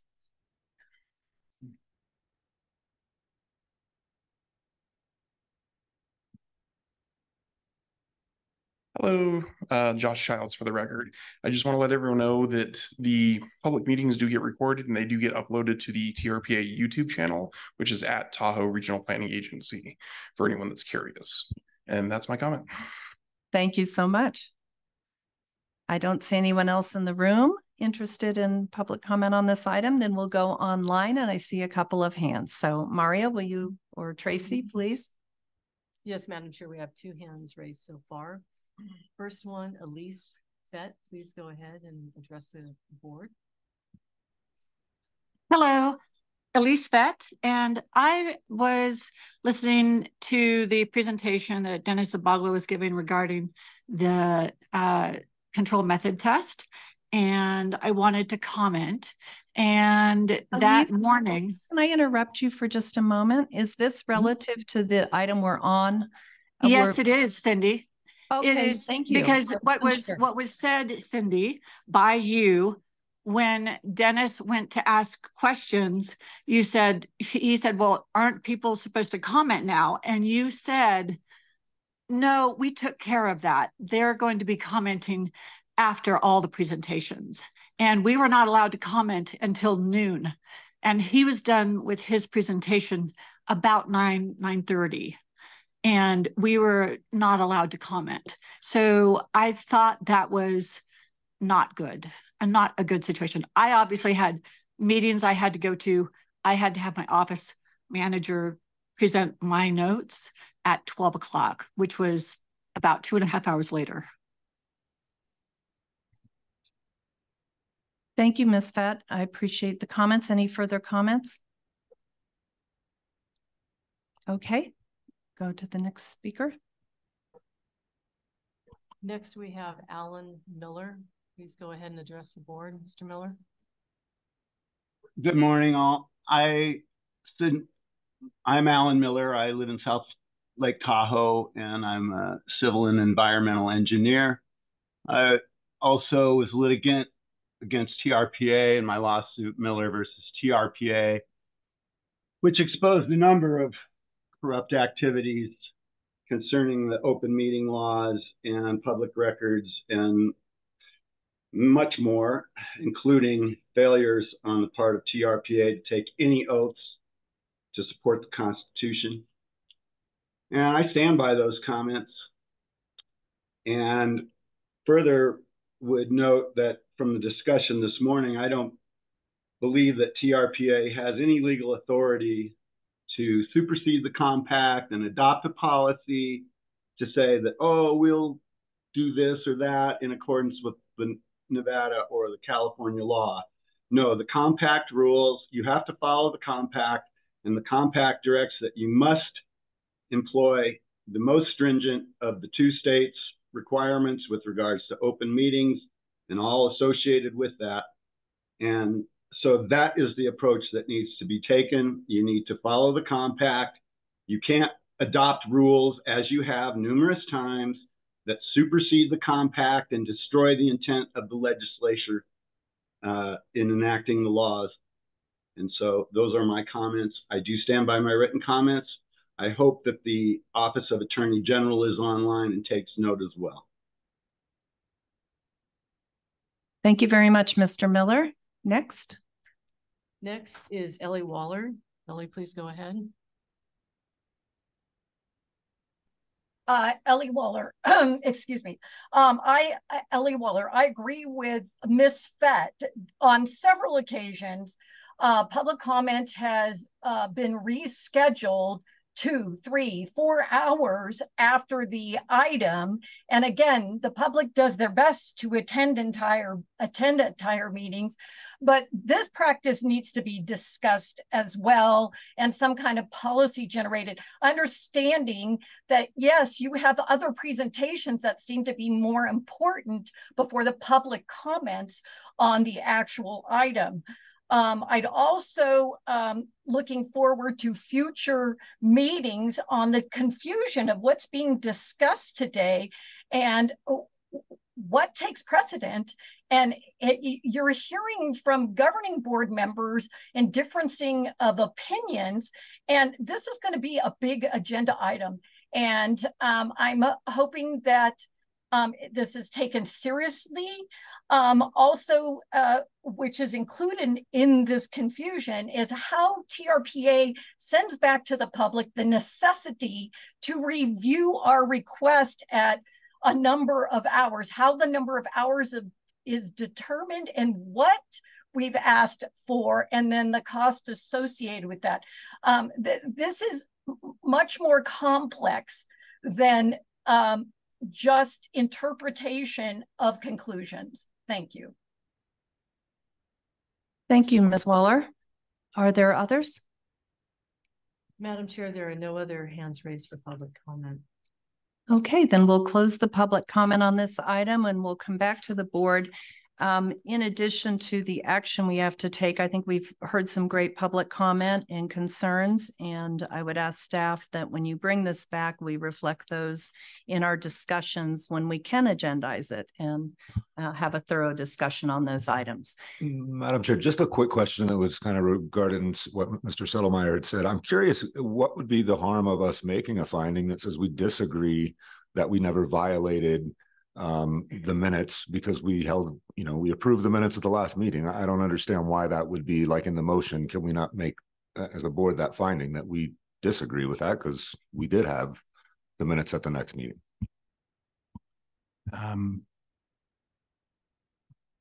I would say that there are instances in which the AG's report is correct, that there are violations of the Nevada open meeting law.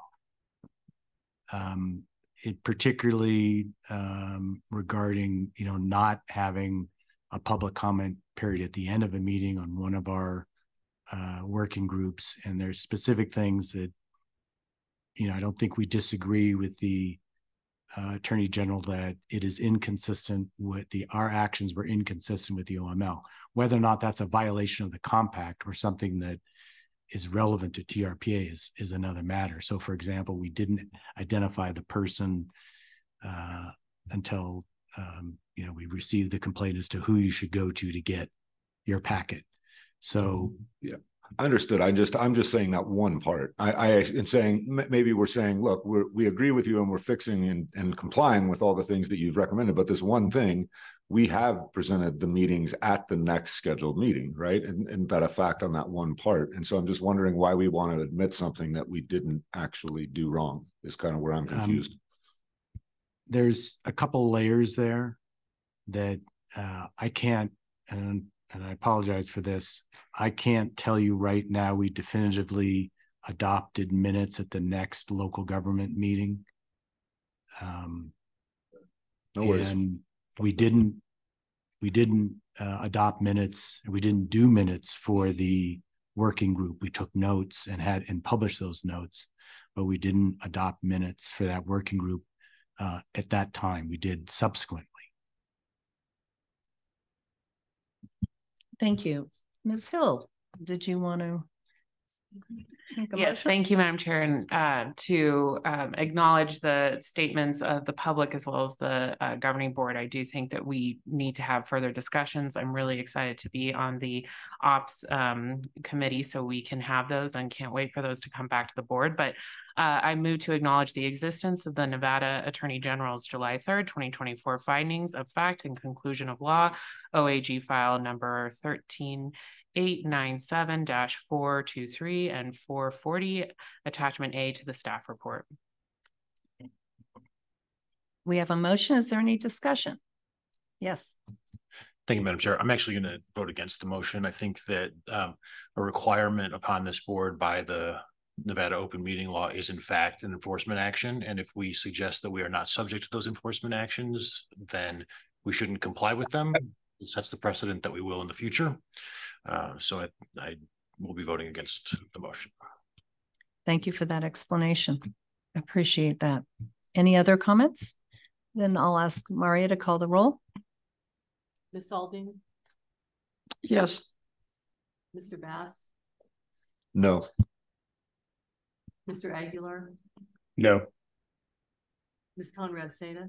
Yes. Ms. Hill? Yes. Ms. Faustinos? Yes. Mr. Keykeeper? No. Mr. Hennigan? Yes. Mr. Rice? Yes. Ms. Lane? Yes. Mr. Settlemeyer? Yes. Ms. Loomer? Yes. Ms. Williamson? Yes. Ms. Gustafson? Ms. Gustafson? Yes. All right, Madam Chair, that motion passes. Can I just ask Ms. Williamson to repeat her vote? I believe that was a yes, but just to get it clearly on the record. Yes. Thank you. Okay, well, thank you. And it was great to have that discussion. I appreciate the diversity and the challenges with interpreting any old laws or new laws as it comes up, and appreciate the spirited discussion and the public input on that item. Then we'll move on now to our planning matters. Agenda 8A on our agenda is an update on corridor plans, State Routes 28 and 89. Information on this item can be found on page 99. And as a reminder to the public, since this item is information only, we'll hear any public comment on this topic during the final general public comment period at the end of the meeting. And I'm going to turn this over, which we don't believe is going to be long. So those, the members of the public that were concerned earlier and expressed concerns, this is an information item, but we don't anticipate you having to wait very long to provide input on it. And so with that, I'll turn it over to Ms. Reagan. Thank you, Madam Chair. This is Julie Reagan, TRPA's Executive Director. And I might just clarify a friendly amendment to the instructions from the chair. This is information only, and then we will take public comment at the end of the meeting in general public comment. And I do a quick go back. I want to thank the board for the discussion around the last agenda item, and just really reiterate what I heard from Chair Gustafson and Member Ashley Conrad Seda, that we are absolutely committed to public transparency. And I look forward to bringing back other questions that the board raised in that item, and to really provide some more context of the literally thousands of emails and phone call inquiries that we provide a service to the public. And I'm really proud of that, and look forward to agendizing that in the future for discussion. So with that, I will just do a quick intro to the presentation, give you a little context. We will talk about two corridors, Highway 28 and Highway 29, California and Nevada, which are two of the most traveled areas in the Tahoe Basin currently. We have two staffers here, Shannon Friedman and Rebecca Cremine, who are going to be walking through once we get the slide deck going. Looks like our projector has timed out, but hopefully the Zoom is working and the other two monitors are still working right now. So just really tying back to my last slide in the executive director report, and scaling this up for your attention, because, when we talk about corridors, we're going to get really specific about, where people are parking, how people are moving around. But if you elevate this to the big picture, visitor behavior has changed. We have documented that in previous discussions at the board. We've shown you statistics of how patterns have evolved, where people used to come to Lake Tahoe for gaming, and they used to park in a paved casino parking lot, and they spent a lot of their time indoors. That was the tourist-based, gaming-based economy of decades ago. For the last 20 years, that has changed. The rise of outdoor recreational amenities from coast to coast, has affected Lake Tahoe. So our economy has been in transition from one where people were parking and doing a lot of entertainment inside to going outside and exploring the great outdoors. And we don't have the infrastructure at Lake Tahoe to accommodate that. So we've been working on this for a while, but what you'll see today is we actually, in the last few years, have made more progress, I think, than we have in 20 years on this. We've got corridor plans, which this board has approved as part of our regional transportation plan. We have the lake broken up into very distinct corridors with very distinct visitor patterns and recreational patterns and commute patterns and daily traffic of residents. And we've got that analyzed. So we have more data than we ever had to solve some pretty tough challenges. And we've made more progress on funding and infrastructure improvements and collaboration. So what we're going to do is hear from our staff, and I want to invite a couple of board members to chime in who have been working on this. And Shannon, I think, is our first presenter. So I will turn this over to Shannon Friedman. Thank you, Executive Director Reagan, and good morning, governing board members. My name is Shannon Friedman with the Tahoe Regional Planning Agency. And as Julie mentioned, we'll be doing a joint presentation. I'll be giving you an update on the State Route 28 corridor, and Rebecca Cremeen will be giving an update on the State Route 89 corridor. Corridor management plans have been complete for both of these corridors, and it was quite some time ago. And a lot of progress has been made through environmental analysis, further planning, and implementation. And a lot more will be coming before the board in coming years. And so we thought this was a great time to provide you with an update on both of these corridors. Next slide, please.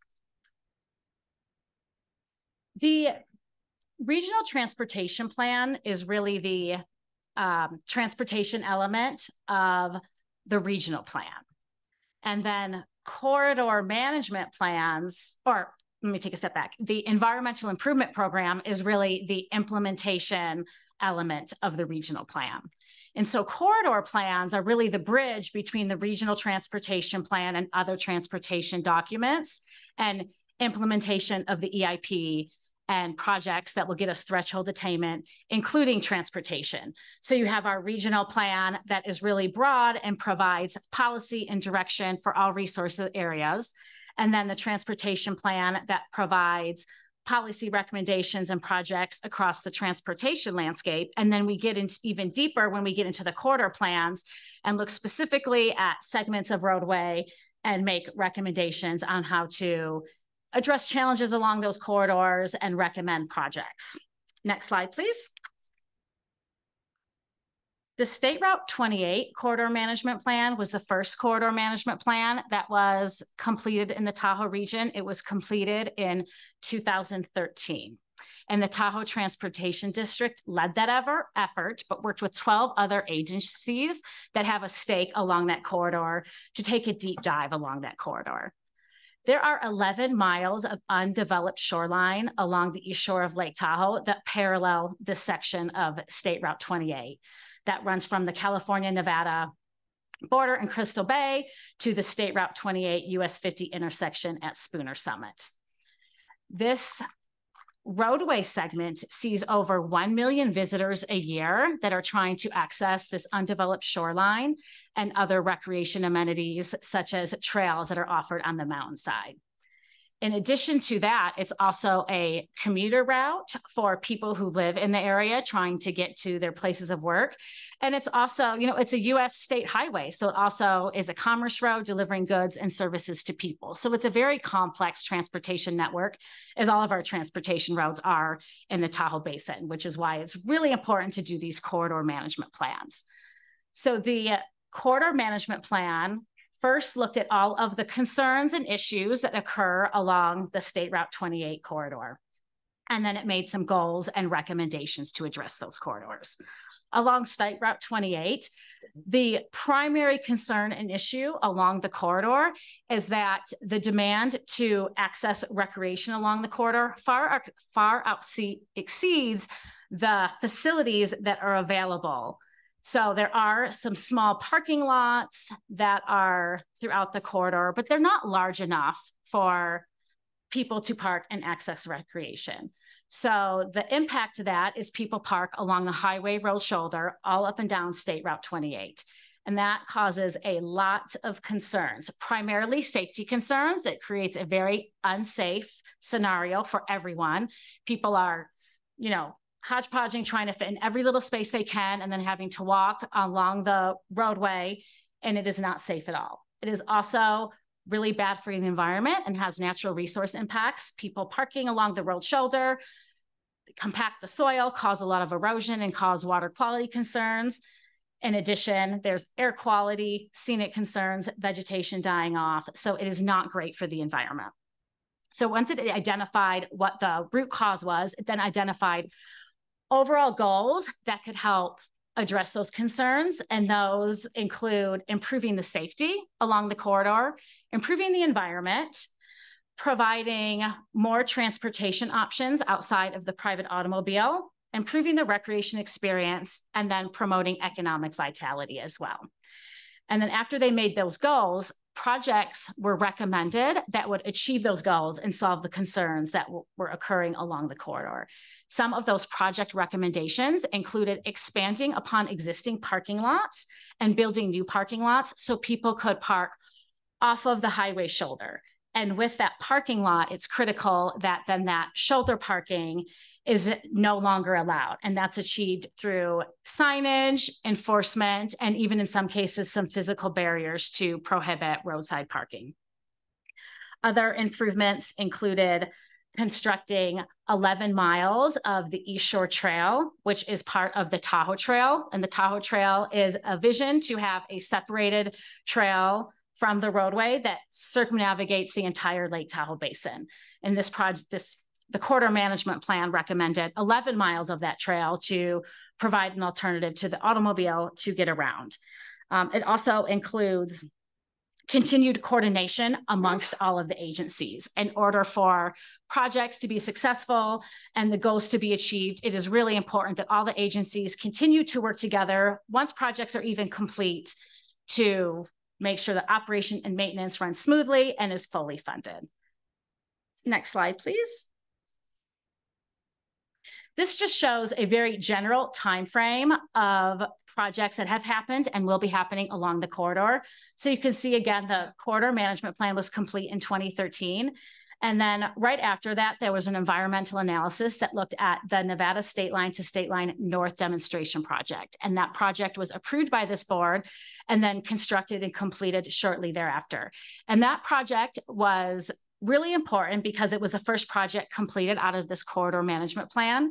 And it included the first 3 miles of that East Shore Trail that goes from Incline Village to Sand Harbor State Park.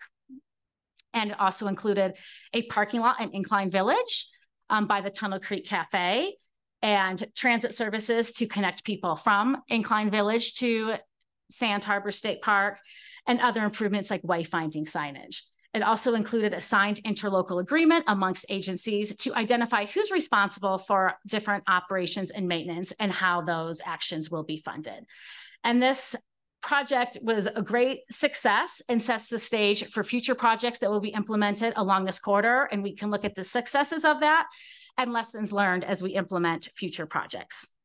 And then as you can see, another environmental analysis was complete in 2019 that went from Sand Harbor to Spooner Summit. And a lot of work is going to be happening in the coming years for that section of the corridor. Next slide, please. This shows some projects that have recently been completed or underway. The picture on the left is a photo of those first 3 segments of the East Shore Trail from Incline Village to Sand Harbor. And then the image on the right is a plan set from the Chimney Beach parking lot. That project was approved by the governing board almost about a year ago in 2023 and is currently under construction. And that project will construct 102 new parking spaces. There was some existing parking already there, but as I said, it was undersized to meet the demands of the area. So there will be a total of 130 parking spaces there when the project is built. It will also include support facilities like restrooms, trash cans, bike racks, a transit stop, and best management practices to address water quality from the project. In addition, the project will include signage and enforcement to prohibit roadside parking within the vicinity of this parking lot. It is really important that as parking lots are built, that the no parking along the highway occurs at the same time. So these parking lots are truly relocated parking instead of additional parking. And that should be open to the public by next summer. Next slide, please. The State Route 28 corridor was broken into discrete segments that are depicted here on this map. And they were broken into segments that could be implemented individually of each other. And there is a more detailed version of this map in your packet that shows the funding scenario for each project as well. And it has to be broken into segments because delivering projects in Tahoe is expensive. In order to get projects on the ground, we need to break them up into segments that are achievable. But each segment achieves completing a portion of the Tahoe Trail, either expanding parking lots or new parking lots, transit pullouts, and then again, expanding upon the no parking zones that occur as new parking lots come online. I'm not going to go through each segment in detail here, but I did want to specifically point out the next project that will be constructed, which will be the Spooner Mobility Hub, which is there close to the State Route 28 US 50 intersection at Spooner Summit. And it will also include a permanent AIS station. Next slide, please. This is an aerial view of the State Route 28 in the vicinity of Spooner Summit. You can see Spooner Lake there on the right-hand side. And that pin at the top shows the location of where the mobility hub and permanent AIS station will be. The entrance into that will be directly across from the existing entrance to Spooner State Park. This project will construct up to 250 parking spaces. It will include a transit stop, and it will include the permanent AIS station. I mentioned prior the importance of multi-benefit projects as we implement all projects across the landscape. And incorporating a permanent AIS inspection station was a really great opportunity here. Right now, there's a temporary AIS station just further south. You can see on this map closer to Spooner Summit. Aquatic invasive species. Thank you, my apologies. And right now, all of our aquatic invasive species, AIS stations, are temporary stations. This one in particular is within the NDOT right-of-way. We have to get permits from MDOT every year to operate there. They've been gracious enough to always do that. But because it's temporary, there's not permanent facilities. They're using portable restrooms there. There's no office space. Even the AIS inspection equipment, as depicted on the actual photo here, it's temporary. So having a permanent one provides the opportunity to have restrooms that are permanent and office space for the workers there. And it is a goal of the AIS program to have permanent inspection stations across the whole entire lake. Next slide, please. As I mentioned, having the East Shore Trail constructed is a goal of this project. This is an aerial conceptual visual of a portion of that trail by Slaughterhouse Canyon.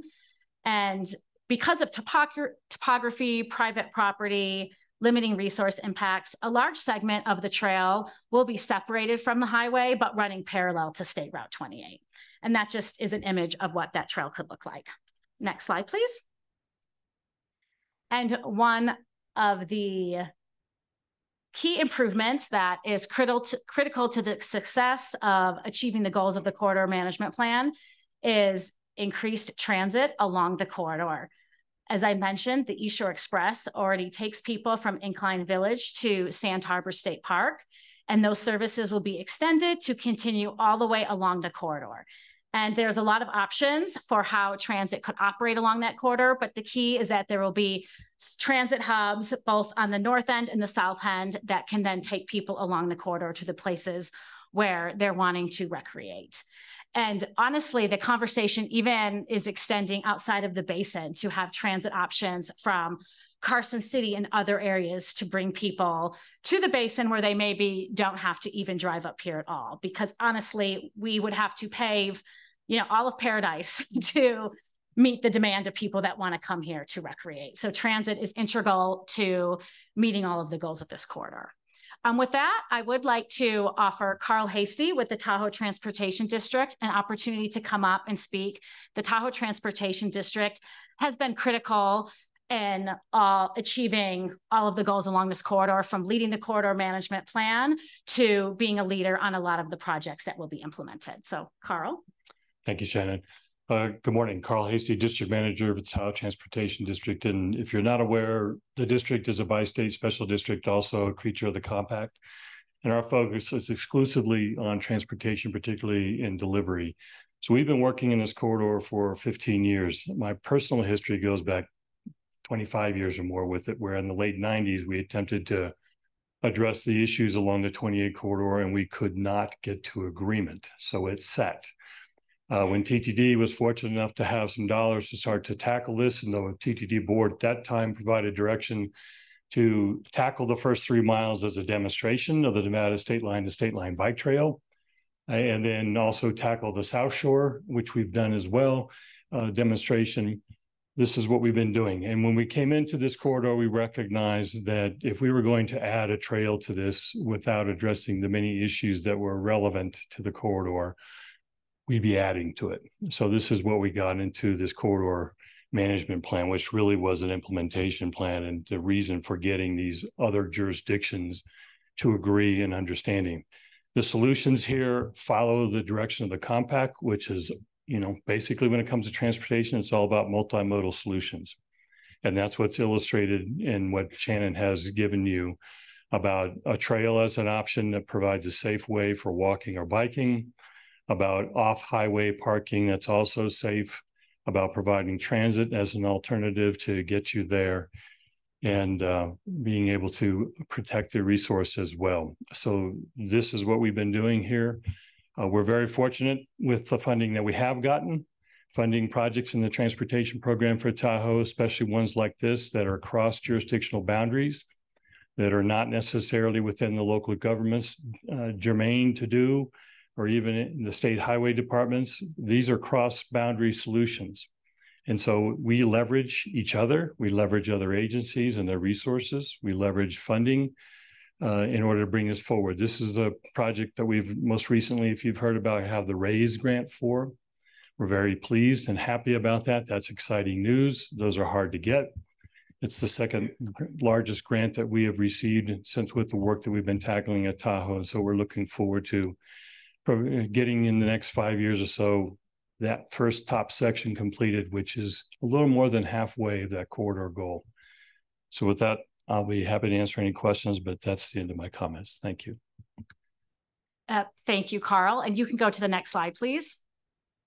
So that concludes the update for the State Route 28 corridor portion. We do want to pause here to see if you have any clarification or questions before we move on to 89, knowing that when we complete the entire presentation, there will be another opportunity for questions and comments for both projects. Great. Comments or questions now on 28? We'll start at the end and go around. Thank you, Madam Chair. When you referenced the Chimney Beach parking lot, and so there was going to be signage and things like that to discourage parking along the roadside, will there actually be physical barriers, or are you just going to hope that people follow the signs? It's a combination of things. So it will be signage that includes the maximum fine amount with like the ability to tow. It is agreement from the Nevada Highway Patrol to enforce that.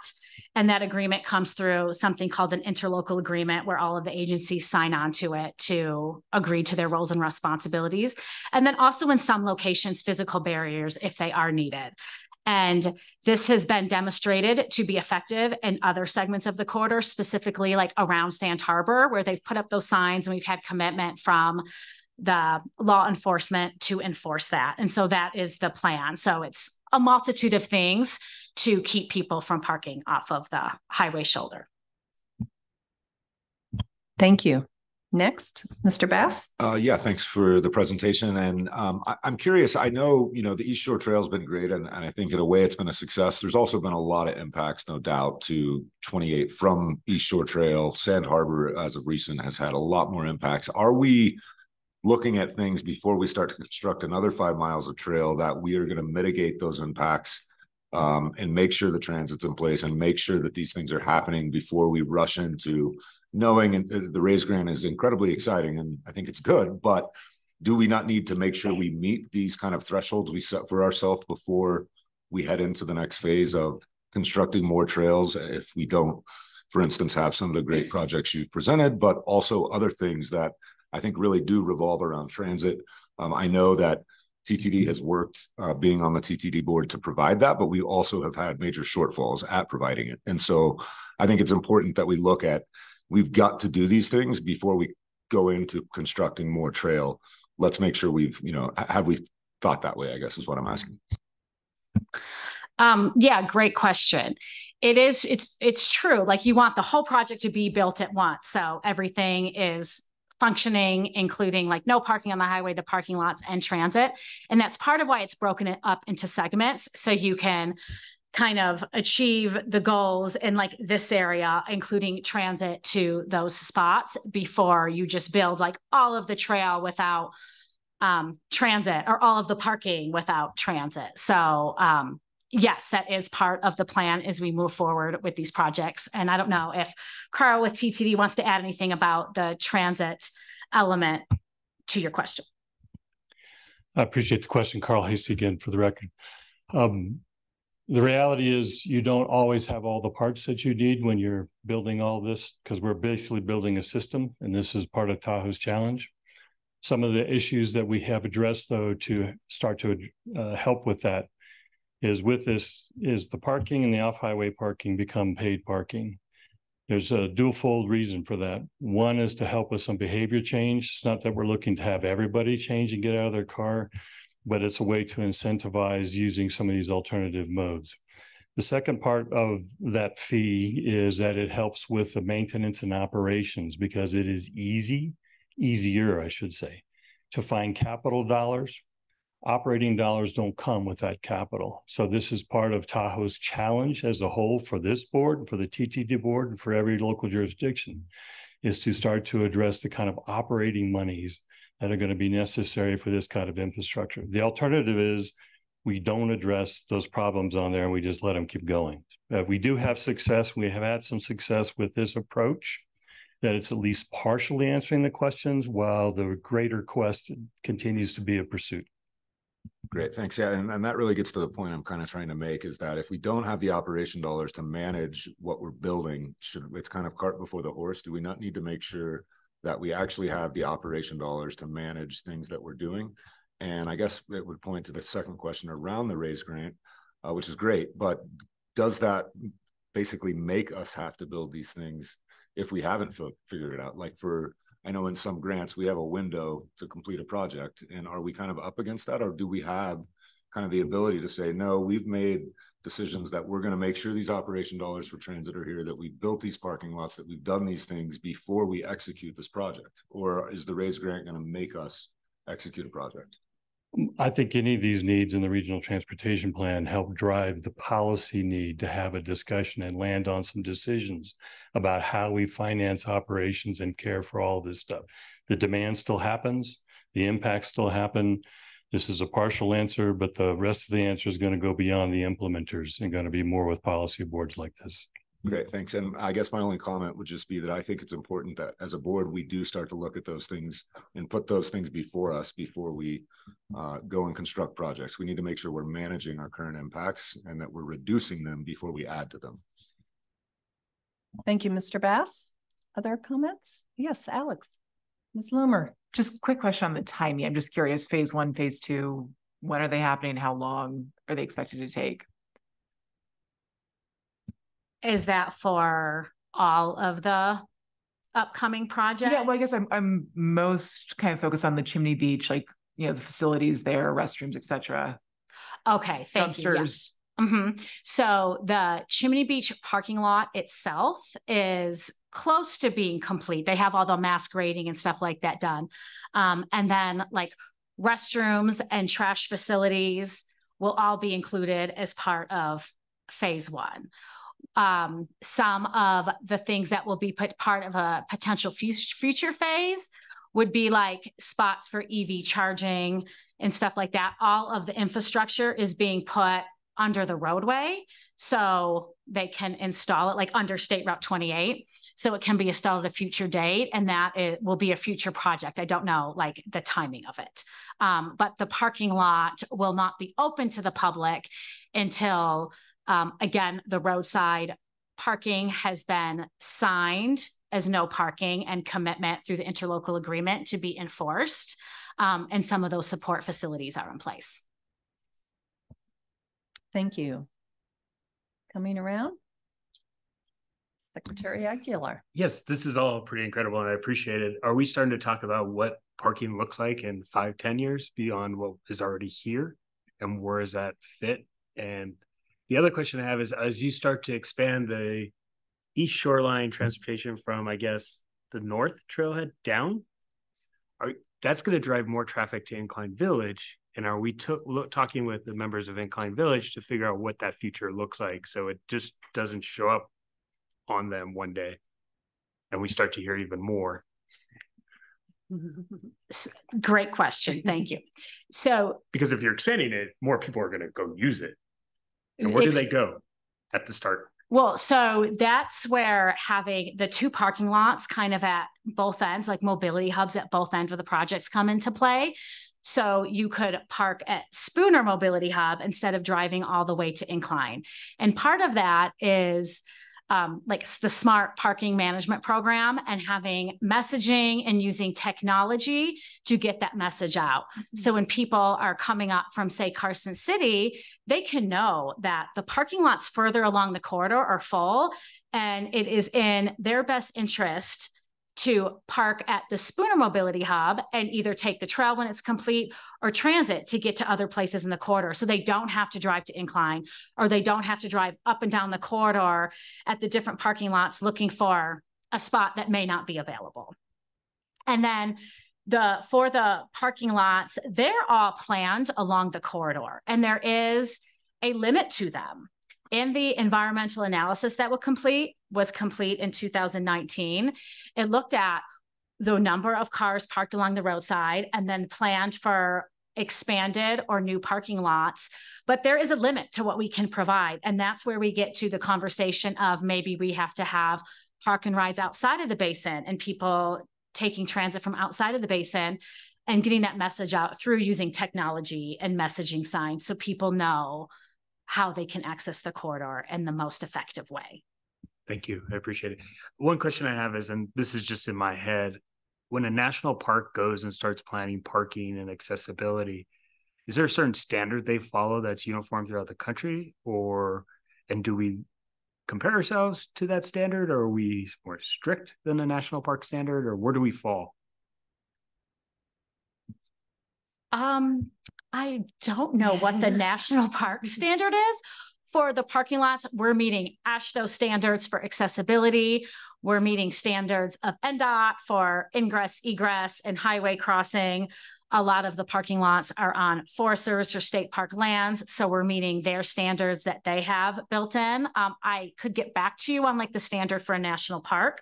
I just don't know off the top of my head what that specific standard is and where we fall in that spectrum. But there are standards that are met. Okay, I just wonder what decision a national park makes or how they make their decisions when they're deciding on developing parking. And yeah, that's a great thing, because great analogy. And I believe Julie wants to. Yes, and I was also going to invite Rebecca Cremeen to chime in since she worked at Yosemite National Park too. But Julie Reagan, TRPA Executive Director. Well, and I just want to thank so many board members for your leadership in this space, and Secretary Aguilar. I know this is a particular point of passionate inquiry for you, and we share that because you know, we've focused in other presentations, even just last month, on the safety aspects of this, let alone the environmental considerations from roadside parking and quality of life and congestion. But just from a safety standpoint, you know, these are great improvements. The interesting question you're drawing is the distinction between, let's say, national forest system lands and national parks. And national parks are different because they have gates. They can close when they're at capacity. They have different funding pots that we are not available, you know, to pursue because we're not a national park. And so that's where the funding is so critical. We've had some success, Fanny Bridge, which we'll see later on the tour, where we had, you know, federal lands access program. It's called the FLAP program. Tahoe's had some success in getting pots of money for the Forest Service that provide better access to public lands. Those are challenging and difficult. This RAISE grant is a great opportunity for us, but we're still, you know, tens, maybe 100 million short of building out this vision. And the point is well taken that we need to secure infrastructure along the corridor segments to make sure that we're not making a problem worse by bringing in new trail elements. That's the beauty of doing these corridor plans, which are fairly new in TRPA's history. We've never had this level of detail so that we can look at when we build that mobility hub at the top of Spooner, we're going to have more parking and we're going to get more shuttles to get people into that corridor versus just doing the trail and sort of hoping it works out. So I want to assure the board, we're working so carefully and closely with our implementing partners. You know, we wouldn't have even been able to break ground next year on the invasive species permanent inspection station and the parking lot were it not for new federal funds from the bipartisan infrastructure law. And we've been all collectively fighting for those monies for years. So I think we're going to see a lot of progress. To your point, when Rebecca talks about the 89 member bass, like that's a conversation we're having right now because we did a trail feasibility study to get around Emerald Bay, which will be the most expensive segment of trail of the whole Tahoe Trail. And so we're discussing with the Forest Service, with state parks, the need to build out parking and shuttles at the other edges of that before we go forward with that segment. So those are active conversations that we're having. And I will say, you know, of the 72, 74 mile shoreline, we're about halfway there for the Tahoe Trail. I mean, that's incredible progress. I mean, we've built 200 paths and trails over the last 25 years in this basin. So we're doing so well with the limited resources that we have, but there's a lot more to do. Just what's the challenge of, I know the challenge in my head driving it, but road expansion so that you can add safety perspective to the entire corridor? Topography, probably number one. I mean, just the sheer location and you see the drop off.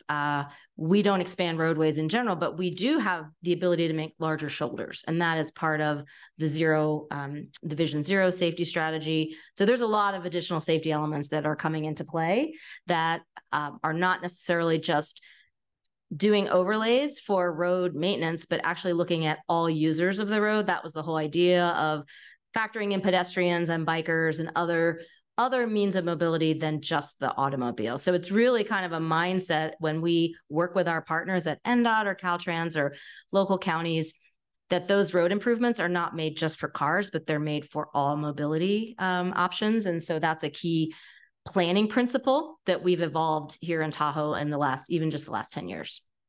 Okay. Is there a plan to expand 28 to be able to include some of this stuff?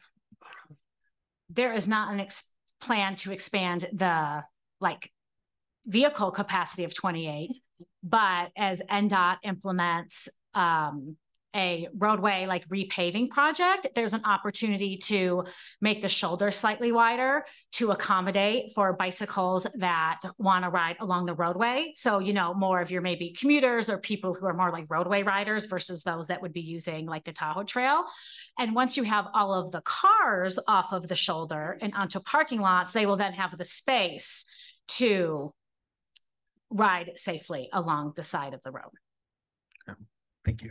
If I may add to that, Carl Hasty again, highway standards are very different and very much more demanding than trail standards.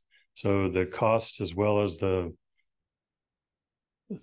damage, if you will, that would have to be mitigated from widening a highway. I do think the shoulder aspects relevant to riders who want to ride a bike on a road there are areas in the basin where we definitely need to accommodate that, either through narrowing of lanes or adding a little bit of shoulder.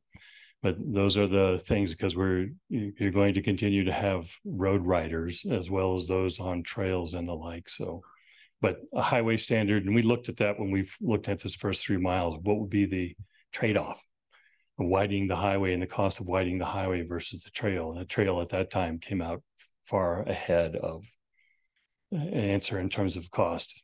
At the same time, as time goes on and things get more expensive, doing what we call value engineering and looking at solutions is a practice and we'll be doing on the 28 corridor as well. So always check that.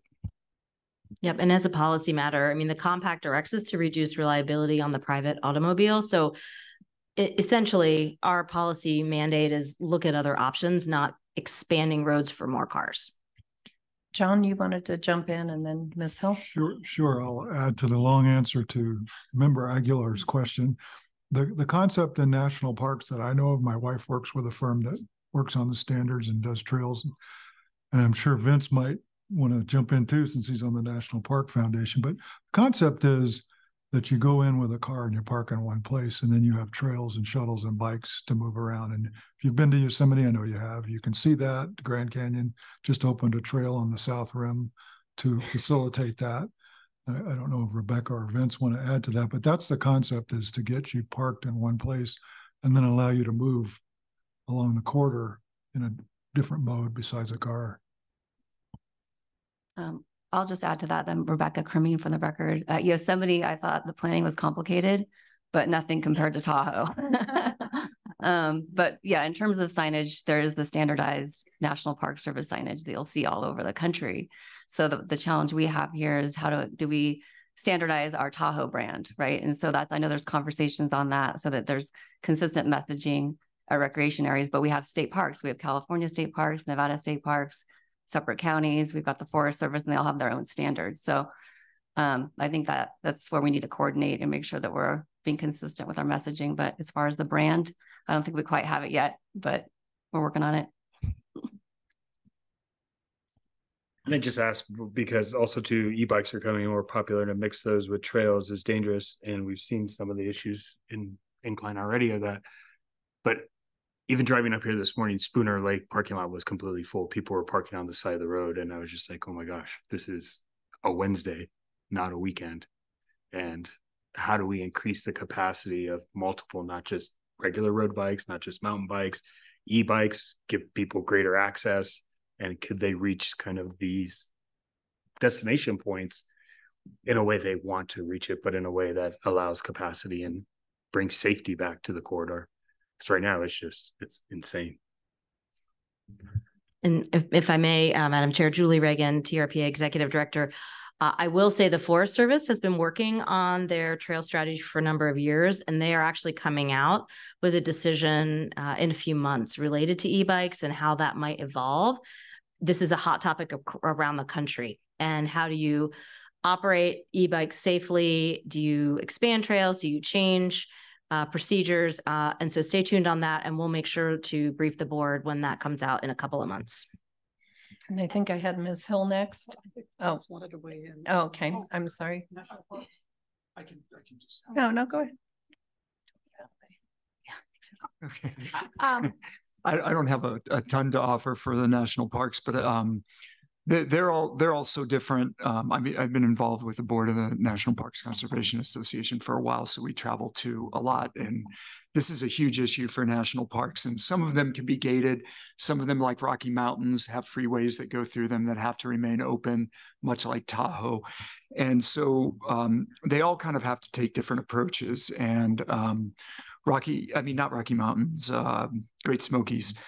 And well, Rocky Mountains has highways too, so they have the same problem. But it's all very different. I think one thing that we have that's an advantage over them is we have some very large parking lots on the edge of our area that are not used in the summer when we have the highest traffic volumes. We have these huge ski resorts that are all around us and not even in the basin that maybe we could utilize. I've been talking to a lot of different groups and things around the basin, and most of the locals are really concerned about over tourism. And the two things they bring up are trash, which we've helped solve. I mean, we still have more work to do, but we've made a lot of progress. And then cars. And those are the two things that they really think about. And I'm excited to hear that we're really looking into getting the cars before they even get into the basin, because that is an advantage that we have. We have some abilities to get them before they even come in.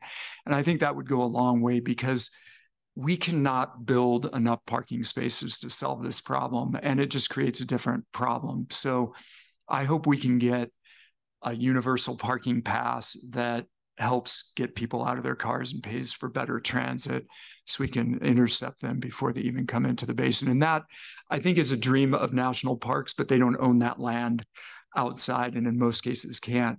But where they can, that they're doing similar things as well. Otherwise, they're doing what John said, which is trying to get people to one stop and then take them around the national park with great transit. And that would be a second great alternative for us as well, which is what you guys are trying to do. But so I'm excited about the progress we're making and the direction we're taking on this. So thanks. Thank you. Ms. Hill. Thank you, Madam Chair. And to address the concerns of the board of the impacts of the Incline Village and Crystal Bay community, I certainly hear them as well, being a representative for that area. But we have got to work in tandem with these infrastructure projects, and also building the laws, building the funding, building the capacity building of organizations to fulfill this. So just as an example, we are looking at a mobility hub in Incline Village that will provide additional parking, that will provide better public transit. Washoe RTC is looking at a study for park and rides and what it would look like to capture folks outside in the Galena area, South Reno area, and get them up to Lake Tahoe. Mr. Hasty has done some great work with the Mount Rose ski area. They want to be a partner as being another capture lot. And I think that there's a lot of opportunity even in the Tahoe Meadows to improve the infrastructure we have there, and how we better serve communities who want to access that area. So I do want to address that there's a lot of work that's happening in that space. And I have the privilege of being the chair of the TTD and living and breathing this, but perhaps there's an opportunity for the TTD to address this board in the future about like that bigger zoomed out vision, because that there is a lot of work being done on that. And I don't want to miss the opportunity for us to take infrastructure dollars that we're getting today and implementing them and continuing that parallel path of creating that organizational development, because a lot of us are doing a lot of hard work on that every day. So thank you, Madam Chair. Thank you, Ms. Hill. Director Settlemeyer. Thank you, Madam Chair, for the ability to comment on this. As the Director of the Department of Conservation and Natural Resources, I can speak on behalf, I think, of Bob McGill from Nevada State Parks. We look forward to the extension of the trail, to say the least, because right now all those people are ending at Sand Harbor and there's not enough beach in any way, shape, or form. We've actually had to reduce a little bit of our capacity there because of the amount of individuals who now walk in. And then there is the factor of wanting to have tourism, but there's also the concept of about a yard by square foot or a yard square, so that people have enough room on the beach to actually enjoy it. It's crazy all the things you start to learn in these different aspects. But with that, I'm very appreciative of the fact that the desire is not to eliminate the parking until we have the other parking lots put together, but it is going to require a concerted effort to do things outside of the basin, because to my understanding, you know, part of your discussion you let off with is that we were undersized to meet the demand. My understanding is we're going to potentially eliminate 1,000 parking spaces on SR 28 by building 500. That bothers me. So for some number context, there is existing about 582 parking spaces along the corridor that are off the highway. A majority of those are at Sand Harbor State Park. The others are like 20 spaces here, 20 spaces there. Once the corridor is built out, there will be an additional 590 parking spaces between the Spooner Mobility Hub, expanding other parking lots. building new parking lots. There are, on any given day, over 1,000 cars parked along the roadway shoulder. That is from survey data that is a few years old. So the Tahoe Transportation District is going to be doing another survey this year to get updated counts on the amount of cars that are parked along the roadway shoulder during varying specific times. So we will have an updated number on that as we move forward with implementing other projects. And it will not be a one-to-one replacement, which is why we have to rely on transit and have these other discussions like Member Hill said about like park and rides at other locations, transit using other paid parking spaces that are within close vicinity of Tahoe, but not maybe in the basin or along the corridor. And we can't, the capacity is, the desire is increasing all the time with our populations growing around us and the ability of people to just come visit Tahoe for the day and go to the beaches and then go back home, whether it's Reno or even like the foothills on the California side. So we really have to look, what can we do within the basin along these corridors to get people around, and what can we do outside? Because otherwise we'd be, paving 2,000 parking spots, and every year we'd have to make more. And that's too expensive, and that's too impactful on the resources. And then would start to take away from what we love about Lake Tahoe and this corridor is the undeveloped shoreline and the trails that are less developed.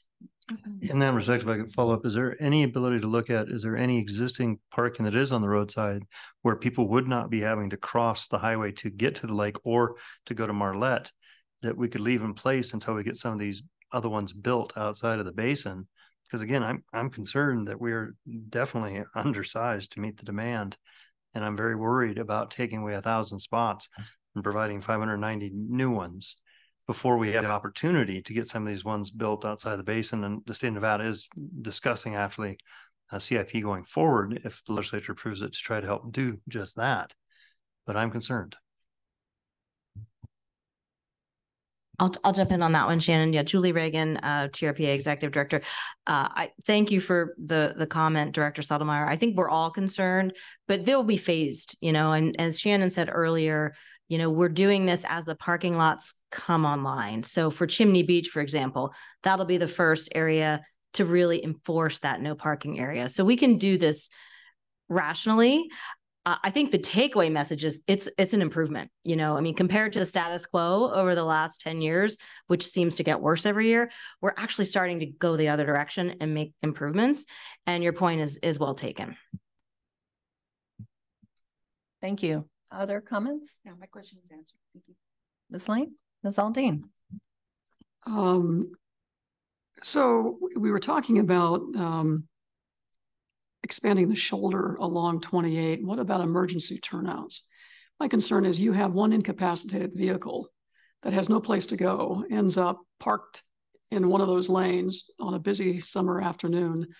That could be not only inconvenient, but disastrous potentially. So are we thinking of emergency turnouts along that section of roadway? Yes, absolutely. I failed to mention it, but that is part of the plan. I believe there are 10 to 12 emergency pullouts that are planned along the corridor, and they will be striped in a way and painted in a way to delineate that, so then people know that they cannot park there and that it is to serve that purpose. Great. And then, I understand that, enthusiastic bikers don't like to commingle, with baby strollers and people who are a little more timid when they ride bikes, but it does present a challenge. And I don't know, Carl alluded to the fact that we might be able to reduce the width of the existing lanes, but you're required by law to maintain a 3-foot separation. And I'll tell you something, right now it forces you into oncoming traffic. And, otherwise you have to stay behind the biker for the entire distance, not to place them in jeopardy or place you at risk. So, I understand there's a desire by some bicyclists to ride along that roadway, but I frankly think it's unsafe. And I don't think there are many improvements we can make to make it safer than it is today without placing the drivers and the bicyclists at risk. So anyway, it's just a kind of an editorial comment. And then, Carl, did I understand you to say that the the new parking lots, the idea is to make them free initially, just to change behaviors, get people accustomed to parking in them rather than parking along the roadway, and then charging a fee at some future point for O&M. That's the approach we've taken with the first trailhead lot. Was the first couple of years it was available and free. Right. And then, yes, we introduced paid parking. And the idea is to do that throughout the corridor, again, for purposes of behavior change, even kind of incentivizing. If you come earlier, you're going to pay less. If you come peak time when everybody wants to be there, you're going to pay more.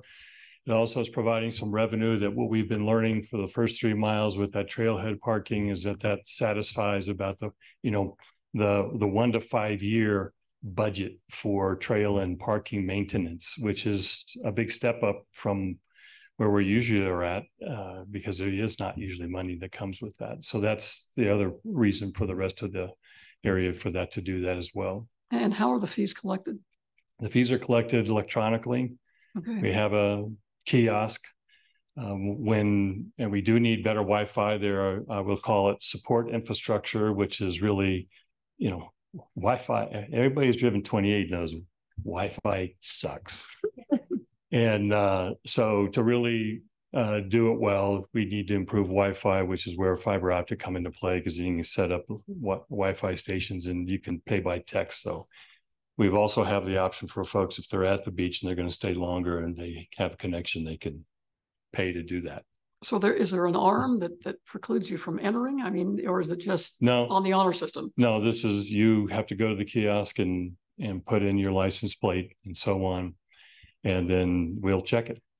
Okay. And so there are fines if you haven't paid or whatever else. And so we have a whole process to go through if somebody challenges that, et cetera, et cetera.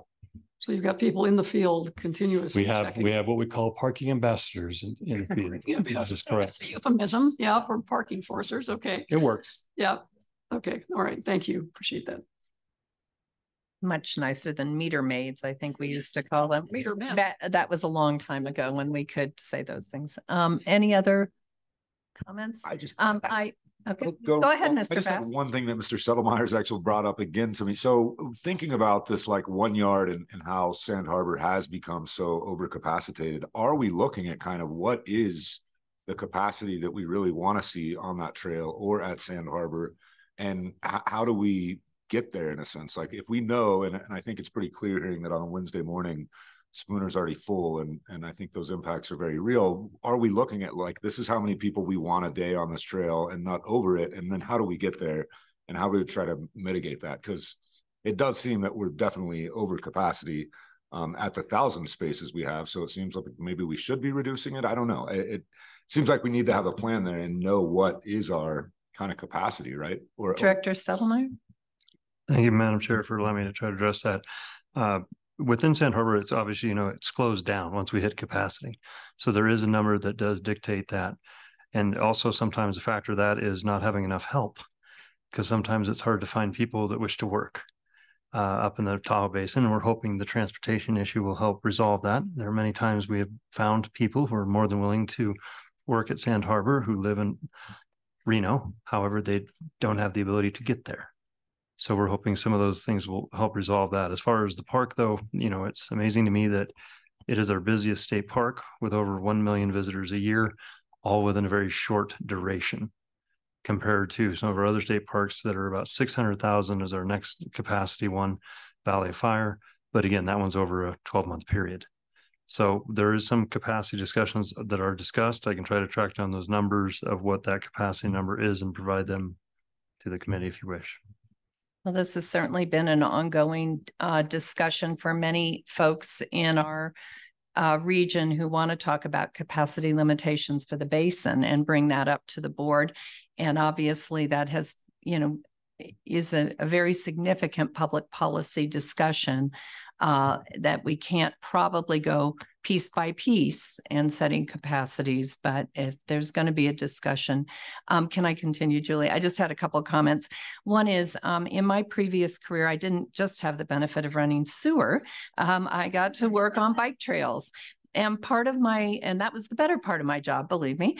But in my capacity, my charge was to raise funding and get projects done that were the missing links in the bike trail system along the West Shore. The West Shore Bike Trail system started under the leadership of Bill Briner, who recently passed, but was started in the Tahoe City West Shore area in the 70s.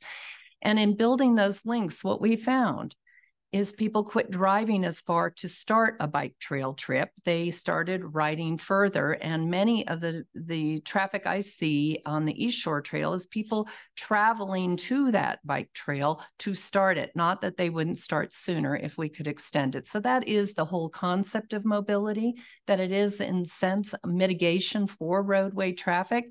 It won't ever be painless here. In July, as long as I've lived here, we've been whatever term you want to use. And so much of our traffic now is also employees who no longer get to live here and travel in the mornings. And I see them early in the morning, like 5 a.m. the other day, lines of pickup trucks coming in to do work in the basin and to, and how they need those vehicles. It's hard to get those kinds of workers out of construction vehicles and equipment and tools into buses where other types of service workers might do that.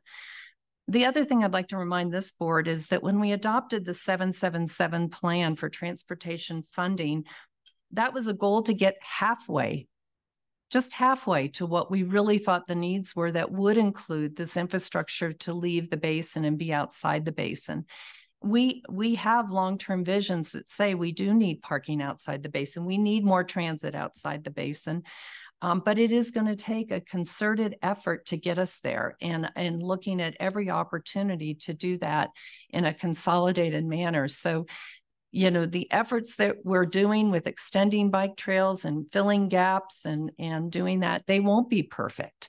And nothing I've ever worked on in my career has been perfect day one. But then we work on it and we find those funding sources. And I know it's a concern, but doing nothing is not going to solve the problem either. And that's my biggest fear is, that when we don't have all the answers, we do nothing and we just continue where we're at. So I just wanted to add that it really is this dichotomy of this basin belongs to the people of the state, both states and our nation. Billions have been invested by our states and our nation, and we don't get to cut off access. We need to keep the public available. And we're going to hear a lot about that this afternoon, public availability of recreation. And it's very important to this community and to all of us that we have that. So just wanted to share those perspectives as well. Julie, you had to jump in. Great to build on that. And I know we're going to move on, but two other items that we didn't touch on in this conversation is that the regional plan has built in capacity limitations. That's the whole idea of limiting development, limiting the amount of land coverage. Our public land managers, the Forest Service, the states, they have capacity limiting tools and they use them, and we're just getting better at it. And I really want to say thank you to the state of Nevada for piloting reservation systems at Sand Harbor. Sand Harbor is the first to do that in the corridor plans, which you'll hear more about shortly on 89. We have reservation systems envisioned, not only for parking on site, but for new shuttles. And you'll hear from Supervisor Lane at the conclusion of Rebecca's presentation on some ideas around the table for that. So there's new tools in the toolbox with technology that I think we can address a lot of these challenges. Great. Are we ready to move on to hearing about the other side of the lake? Sure. Well, thank you all for your presentations. You covered all the same issues as in the 89. I was kidding. Rebecca Cremeen, Senior Planner for the record. And we're now going to pivot to across the lake to the 89 corridor. And just to orient everyone to the 89 corridor and some of those hot recreation spots along the West Shore. Starting in South Lake Tahoe, we go through some of these very popular beaches: Camp Rich, Pope Beach, Baldwin, Fallen Leaf Lake, Emerald Bay, Eagle Point Campground, DL Bliss State Park, Rubicon Bay, Meeks Bay, Sugar Pine Point, and many trailheads along the way. So this is a very, very tight area where within a half an hour from South Lake Tahoe, you've hidden you hit many recreation sites that are some of the most popular places in all of Tahoe. And so this image on the right is a very quiet, idyllic morning at Emerald Bay, which it was not that different this morning. You know, we came pretty early. This might have been during America's Most Beautiful Bike Ride or another event where the road was closed. And so I think when folks come up to see Emerald Bay, this is what they imagine they might experience, this beautiful nature and, you know, amazing vistas and one of the most beautiful places in all of Tahoe. And so we want to give people what they want. We also want our resources protected and not impacted as much as they are. So with that, we'll go to the next slide. And this is more likely what you'll see on a busy weekend around Emerald Bay and on the 89 corridor. And so the image on the bottom left is the Vikings Hole parking lot, and that gets filled up very quickly. And folks start to do whatever they can to find parking along the road. And so this is very similar to the 28 corridor, where you see a similar situation of folks, you know, walking unsafely on the side of the road, trying to cross everywhere, and also parking in dangerous locations where there's rockfall, they're disturbing the soil, and we're having some of these same resource issues with erosion and sediment that could be washing down into the lake. So this is what we're trying to address, is to improve this experience and really change that and give some alternatives. Next slide. So these challenges were tackled head on with the 89 corridor management plan, and that was completed in 2020. And really the goal of that plan was, like the 28 corridor plan, is to improve that visitor experience, improve and protect our lake clarity and resources, as well as safety along the corridor. And there was a number of recommendations in that corridor plan that also included completing the Tahoe Trail through that corridor, parking management and enforcement, returning transit and shuttles to the corridor. If y'all remember that cute little trolley that used to run through there, we're looking at transit solutions to the corridor again. And then also improving technology and real-time travel information. So some of those same issues on the 28 were reflected in the 89 corridor management plan and ways to address those. So next slide, please. So some of these more specific recommendations on the 89 corridor, we're looking at some of the hotspots, and some of those, not only is Emerald Bay a hotspot that we know, but also Pope Beach, you know, Jameson Avenue, that intersection there where the cars are queuing back. There's plans to provide a trail there to separate the pedestrians from the roadway, to move the entrance kiosks to reduce that queuing. We looked at winter and off-season access to backcountry skiing along the corridor. A lot of folks like to go up and so have those pullouts clear during the winter. And then some of the roadside parking relocated, making sure that those are phased so that we have transit nodes, we have parking nodes, and then we have transit moving through the corridor before we totally limit parking on the roads as well. Some of the other things that were addressed in the plan include limiting speed through certain areas like through Emerald Bay. And then of course, the completion of the Tahoe Trail. So looking at this gap, this is also an 11-mile gap. I didn't realize that on the West Shore. So right now, the West Shore Trail continues all the way down to Meeks Bay, from all the way to Truckee. And so it's awesome. You can ride your bike quite a ways. And the South Shore, you can come all the way from South Lake Tahoe, just past Baldwin Beach. And so we have this big gap here where the only way right now to get to Emerald Bay is to drive. And so we want to change that. Next slide.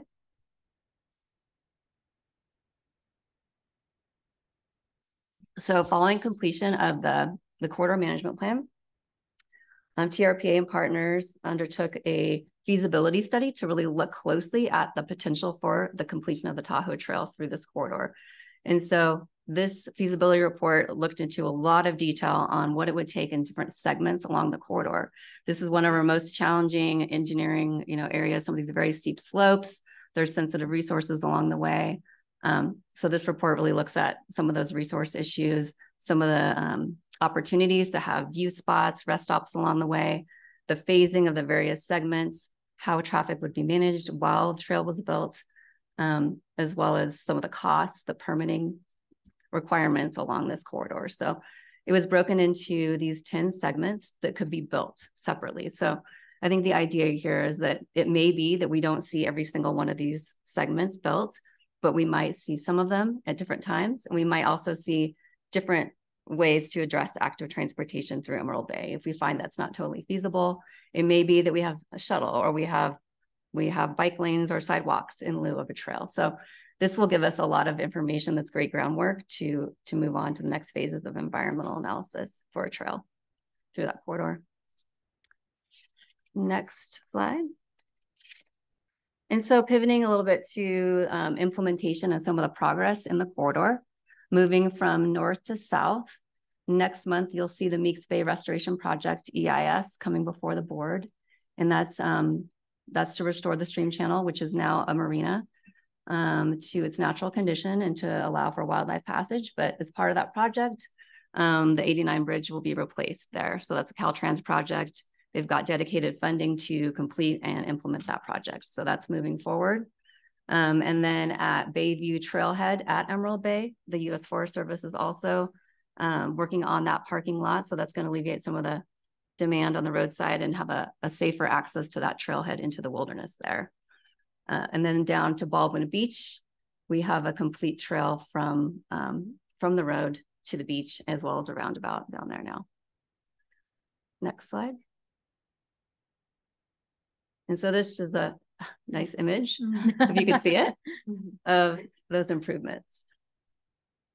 Let's wait till you can see that. So on the left, oh, back. Oh.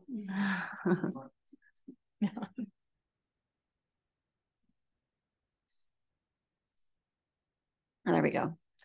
So on the left is Meeks Creek and the Meeks Bridge. So that's an old bridge that right now is constricting the flow of the stream and will be replaced with a larger span bridge that will include fish passage, wildlife passage, as well as bike path, sidewalk to allow for folks to cross from one side to the other of the resort. And then to the right, you see the Baldwin Beach bike path, which is completed in that roundabout there.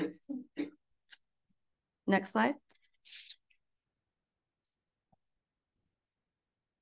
All right, so in addition to these projects being completed and designed, there is momentum right now led by El Dorado County to really return transit to the corridor and to look at parking management solutions. So in the last month, there's been a lot of momentum here, and many of the agencies have got together to discuss possible solutions for a pilot shuttle, looking back to Emerald Bay, as well as implementing some of those same kind of parking management issues that you have on 28. So looking at enforcement, looking at barriers, be they temporary or permanent, and then implementing some of the signage and speed recommendations that were in the corridor plan, but also given today's reality, some things may have changed. So I will let Supervisor Lane kind of weigh in on that a little bit at the end of the presentation. Next slide. And so next steps for the 89 corridor is kind of what I mentioned, is really prioritizing the transit, getting that out there sooner than later, the parking management, which is critical, and safety, and then working on that next phase of infrastructure that will be needed for either a trail, the parking turnouts, the bus turnarounds, and all of these infrastructure needs around the 89 corridor. So we have an agreement, TRPA and the U.S. Forest Service received Lake Tahoe Restoration Act funding to do this next phase of environmental. So that's what we'll be moving forward in coordination with these working groups in the 89 corridor. And so with that, I will, yes, turn it over to Supervisor Lane. Supervisor Lane. Well, this presentation is made easier because of the lengthy discussion regarding SR 28, because the issues are so similar. And it is ironic that they're both 11-mile stretches, and one's on the east shore, one's on the west shore.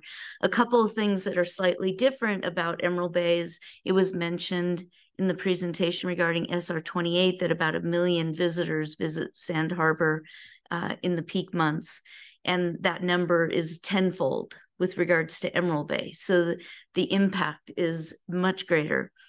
The vision that TRPA initially took the lead on with regards to the corridor plan, I found to be just fascinating. I picked it up and read it, and then the brain just started going and I couldn't stop it. So I have taken the bull by the horns a little bit with regards to Emerald Bay, and I really do see it as an extremely important safety issue. because you take what you see on the East Shore and that same thing on the West Shore, but the picture's worth 1,000 words. The amount, it's a miracle, and we all thank God that there has not been a death, you know, due to a pedestrian vehicular conflict up on Emerald Bay. So I do feel like we don't have time to wait. So I convened on June 27th a meeting of 30 different stakeholders that included not only TRPA and TTD, but Caltrans, the Highway Patrol, City of South Lake Tahoe, El Dorado County, El Dorado Transit, Lake Tahoe Visitors Authority, South Shore Transit Management Authority, state parks, TRPA, and I mentioned TRPA, U.S. Forest Service. And what we're working towards, as was alluded to, as a pilot project for summer of 2025, where we would have no illegal parking. And I mention that because we have about 100 dedicated parking spots between about 3 different lots, one's owned by the Forest Service, the others by state parks. But the parking on the shoulder, the illegal parking, is about 400 before it completely fills up. And then you just be shocked at what people see as parking spots.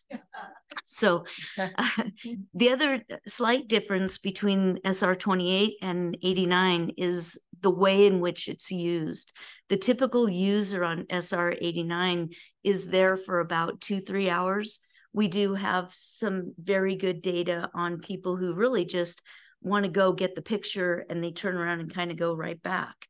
So the use is different. It's not a day destination as much as Sand Harbor is.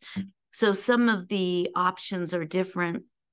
Initially, no illegal parking is a goal for next summer, with also an increase in penalties that might take the state of California to help us with that.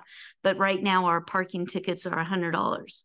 And if you tell somebody from San Francisco it's going to cost them $100 to park there illegally, they're like, sign me up all day long. I pay that every day. So those penalties need to be increased. But most importantly, we need to come up with a transit model that is robust, that is frequent. And we're looking at like 15-minute headways with minimal reserved parking. And we're looking at restriping those parking lots so that transit can turn around, because that's a problem as well. The other difference between SR 28 and 89 is these switchbacks that we have going from the from the South Shore up to Emerald Bay. Not a 44 passenger bus cannot negotiate those switchbacks. So it means a smaller transit vehicle, hopefully servicing the area more often. So I'll leave it at that. We're very excited that we were able to get all these entities together and everybody's willing to work on this. So more to come, but thank you for the opportunity to just kind of mention what's going on now. And is that the conclusion of that part of the discussion? It is. Okay. Commissioners or board members, sorry, I was chairing a commission meeting the other day. So I was calling on commissioners. Board members, do you have any comments? Yes, Mr. Yes, Bass. Madam Chair. Yeah. So this is incredibly exciting. For the 5.5 years I've served on the TTD board, I've been beating this drum over and over and over. So to see this happening, and thank you, Supervisor Lane, really for your leadership. This is so important for the basin. Just a couple of things I want to bring up that I'd like to see if TRPA can get into our plans, and for the South Shore to really accomplish what we would like to, which I think is, at least on peak days, that it's transit only, similar to what Zion National Park and other places have done with these same type of impacts. We have to create the infrastructure for park and ride. And in the South Shore, to do this pilot, I think with what we have at the airport, I think there's a real possibility, but we need to be planning our mobility hub. And, at the Y is really the best place to be able to do that. We have the TJ Maxx parking lot, or what was known as Runnels Automotive. And really TJ Maxx is a better flow of traffic if you're going into Emerald Bay. And I've talked about the gondola multiple times. And it's, I believe, going to be looked at in the RTP. My original thought with that was that the gondola would end into a mobility hub at the Y, and that's where the housing of the motor and everything else would be designed into. And what that would do is move people from our tourist core state line, where there is the most parking, the most hotel rooms. People would leave their car at a hotel room, get on a gondola into the mobility hub that would get them to Emerald Bay. And when we talk about 10 million visitors a year, a lot of them are coming out of that state line corridor. And so this is where the gondola idea really works, but it ends in a mobility hub that serves as the solution to closing down parking at Emerald Bay. So I just like us to think about that as we're planning, as we're moving forward. I think it's really important that TRPA takes the lead. I will definitely do my part in the city. It is in a capital, it's in our CIP, but it's not been kind of thought through to that level. But I think if TRPA with the city, we can come together and do that. On the flip side of the North Shore, as I was presented to the Homewood project a few weeks ago, I told them that, actually we saw these signs coming up here, get it in writing. This would be one part that we also want to get in writing, is that we have access to Homewood's parking in the summer months, at least, to be able to provide the park and ride solution out of North Shore for TART to have a park and ride at Homewood to get people into Emerald Bay. So I think we just want to be thinking that way. But again, it's incredibly exciting to finally see this come into fruition. And thank you again for your leadership. Thank you. Any other board member comments? I would just add that parking management is critical, as we've talked about in reservation systems. I know we're just piloting one in Kings Beach in our town center for the month. And back in the back of the room are a couple of county folks, but I did get a report over 4th of July that once we started doing enforcement, $27,000 of citations were written over just a couple of days in and around July 3rd to 4th. So quite a few tickets written, and we did get attention that we do mean business with elevating those, but it really needs to be a basin-wide reservation system. I think we see this. If people are going to be confused and not know, we definitely, and that takes a lot of jurisdictional work. And I know the Tahoe Fund has been working on, as a nonprofit, trying to bring the parties together to talk about that. But kudos to state parks with Sand Harbor's system. And then how do we bring that out to the other jurisdictions so people understand the significance of following the rules, knowing where to park, and then that we provide those mobility facilities, whether they're transit or TART facility, or mainline buses or micromass transit or gondolas. But we need those places for them to get off and ride a bike or ride a transit vehicle or walk and be healthy. So,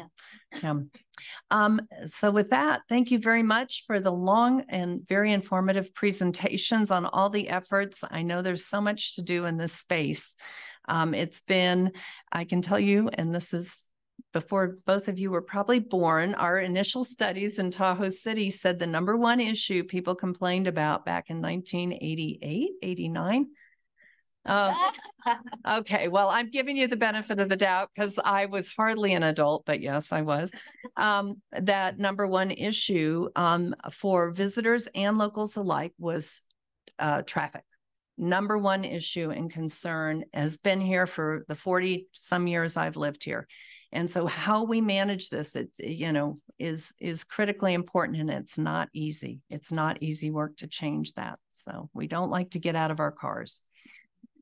Thank you. Thank you for your efforts on this.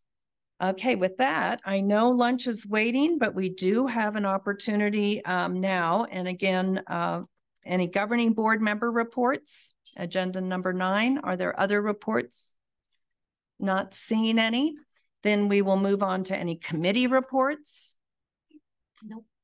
Okay, now is a very important time on public comment. This is public interest comments for any item on today's agenda, including later today, we're going to be doing a couple of site visits, and we would encourage the public that are here or that are online that if you would like to address anything you've heard today or to provide any input before we go on our tours, At the conclusion of the tour at Homewood, we will have the availability to have public comment down there, but it will not be broadcast immediately. It'll be recorded.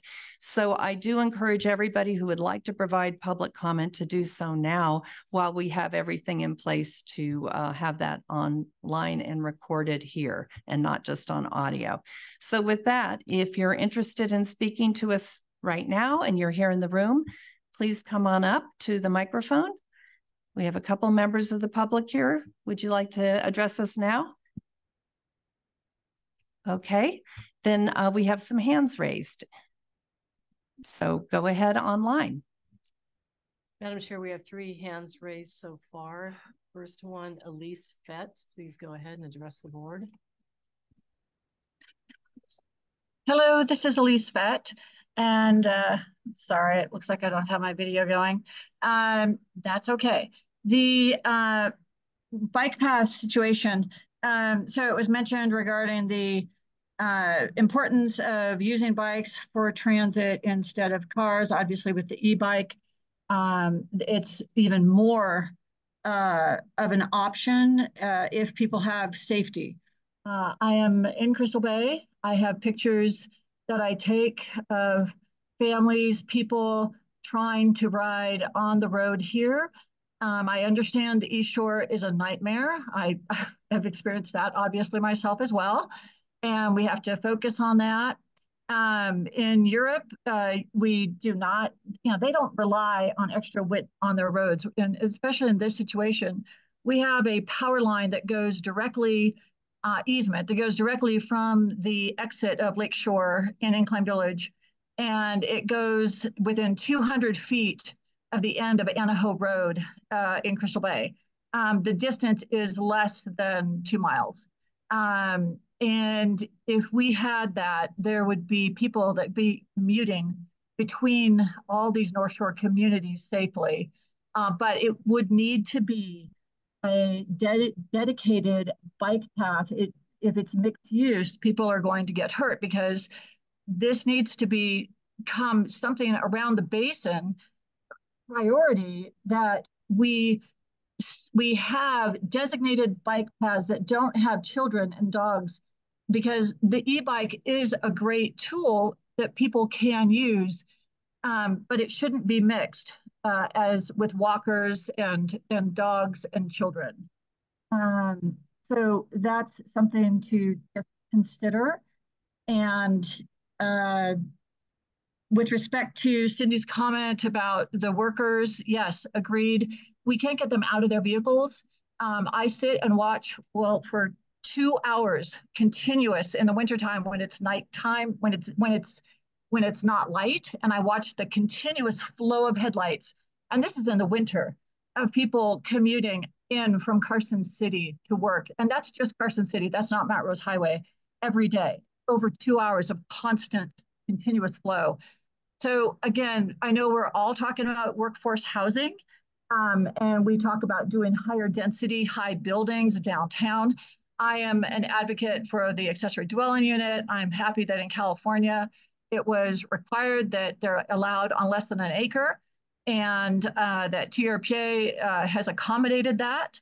And we are needing to get that approved in Douglas County and Washoe County so that we can make a win-win-win situation. People who have properties here and need to pay their taxes that are increasing in Nevada for their properties, they can have an accessory dwelling unit for a worker, like a teacher, a landscaper, a house cleaner, or a couple, or someone who's working at the restaurant or the bank or the grocery store. So I encourage TRPA to encourage the counties to approve accessory dwelling units on less than an acre. And then these people are not having to commute, which is a lose-lose-lose situation for our roads, for safety, for the environment. Thank you. Thank you, Ms. Fett. Appreciate those comments. Next. Next, we have Helen Neff. Please go ahead, Helen. Pine Village resident, and thank you for this opportunity to comment on the State Route 28 corridor plan. Attachment A of the staff report for this agenda item recaps the number of parking spaces being added, and it comes to 570. probably at different dates over the next. That these parking lots are to replace unsafe parking that exists on the shoulder. Understatement. As you talked about earlier, page 31 of the Vision Zero strategy shows this section as a high injury network. Pages 53 and 56 of the 2024 TRPA Active Transportation Plan show the same area as high stress for cyclists and pedestrians. Driving the state route corridor on a summer day, there are pedestrians in the road, often with children, strollers, coolers, beach gear, sometimes stopping to take photos without regard to vehicles on the road. Cyclists who want to ride on the road, not the pathway, add to the mix. Then there are the reckless drivers passing on curves, making U-turns to grab what they believe is the last open parking space in all of Lake Tahoe. So on a recent Saturday, not a holiday weekend or a major heat wave, I counted over 1,000 cars parked between Sand Harbor and Spooner State Park, and I lost count of the number of people walking in the road. So numerous TRPA and TTP reports, presentations, and TRPA's 2024 summer issue of In-Depth have stated that the new parking lots are to replace roadside parking. These statements are alarmingly vague. When will TRPA and NDOT announce where parking on State Route 28 will be eliminated and the implementation date? Based on traditional parallel parking space requiring 23 feet, 2.5 miles that should be designated as no parking. Please require NDOT to publicly identify where those no parking signs will be added on the corridor. So taking into account that building parking lots encourages more traffic, please recognize that the additional parking spaces will not relieve congestion, reduce VMTs, or solve safety and environmental issues unless a reservation system is implemented for all parking lots on the State Route 28 corridor. All roadside parking is eventually eliminated with hefty fines more than $100.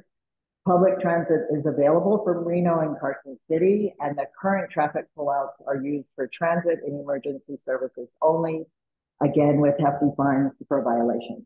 It has been proven that parking lots lead to more vehicle traffic. When more parking lots are available, it encourages more people to drive, increasing the number of vehicles on the road. Parking lots create induced demand where the availability of parking acts as an incentive to use your car more frequently. Thank you. Thank you, Ms. Neff.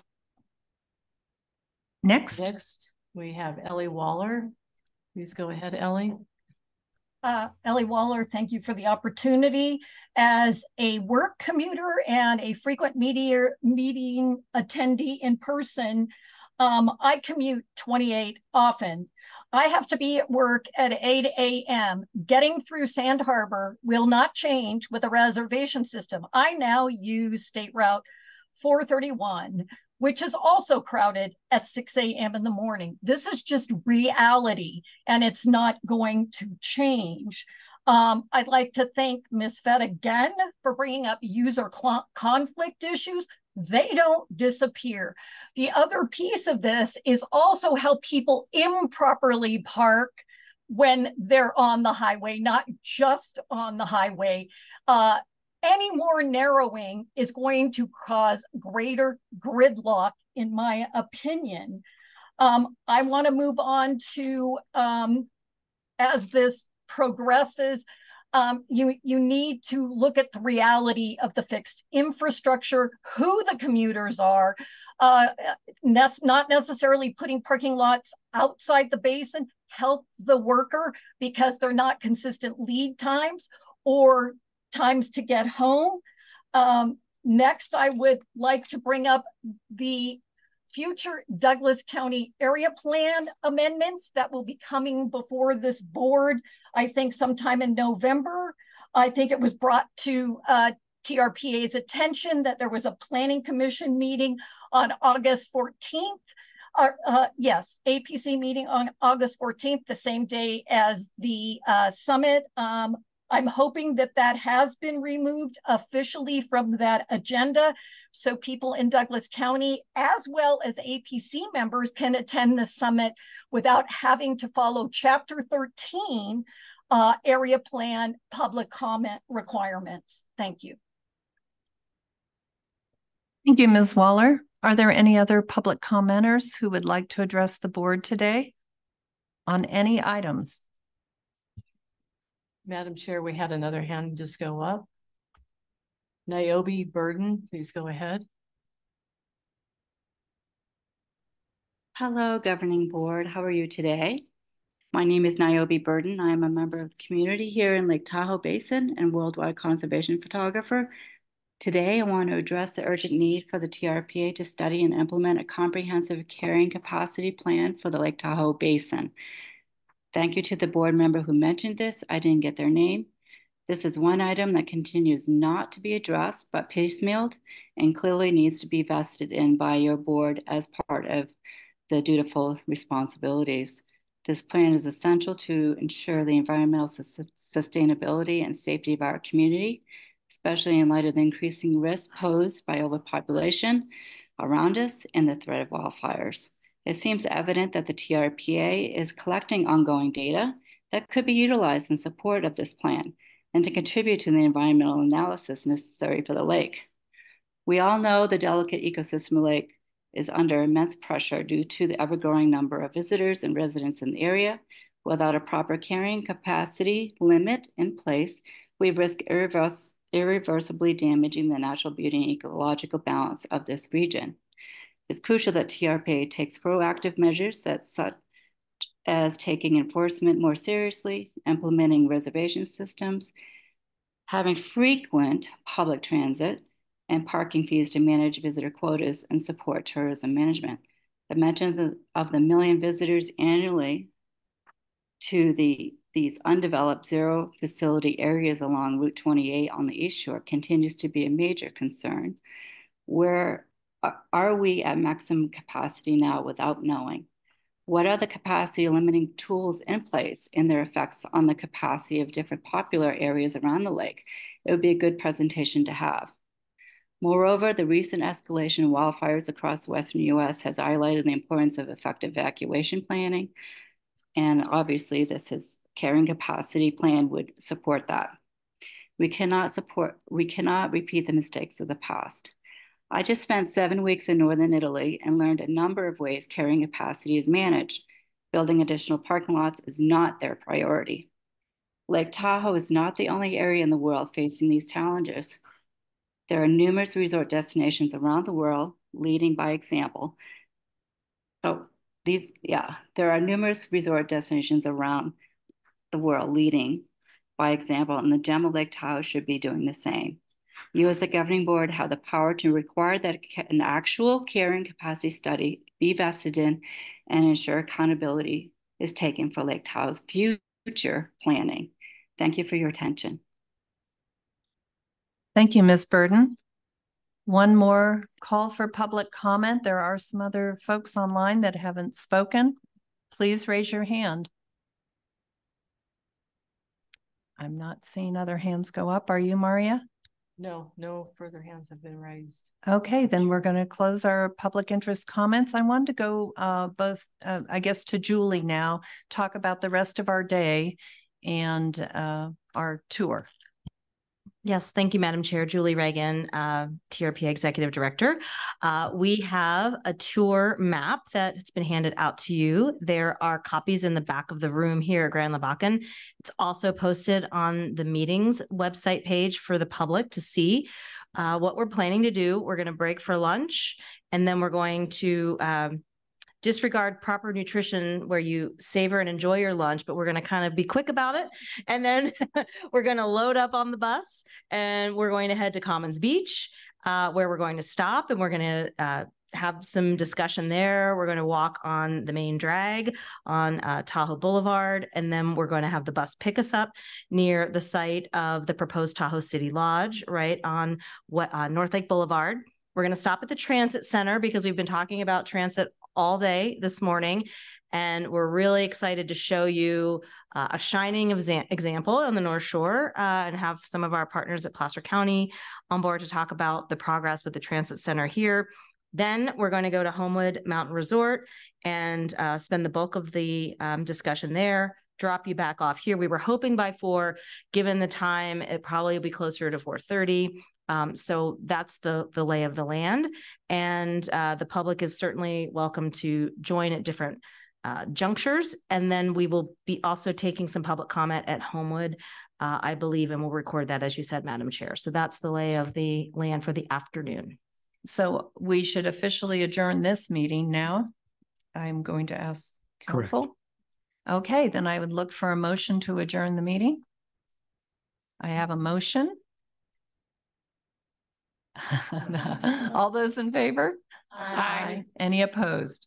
Thank you very much. And I want to thank the board quickly for making the effort to be at North Shore. While we don't have a mighty turnout of public, it is so appreciated to come out and see the other side of the lake as well. Thank you.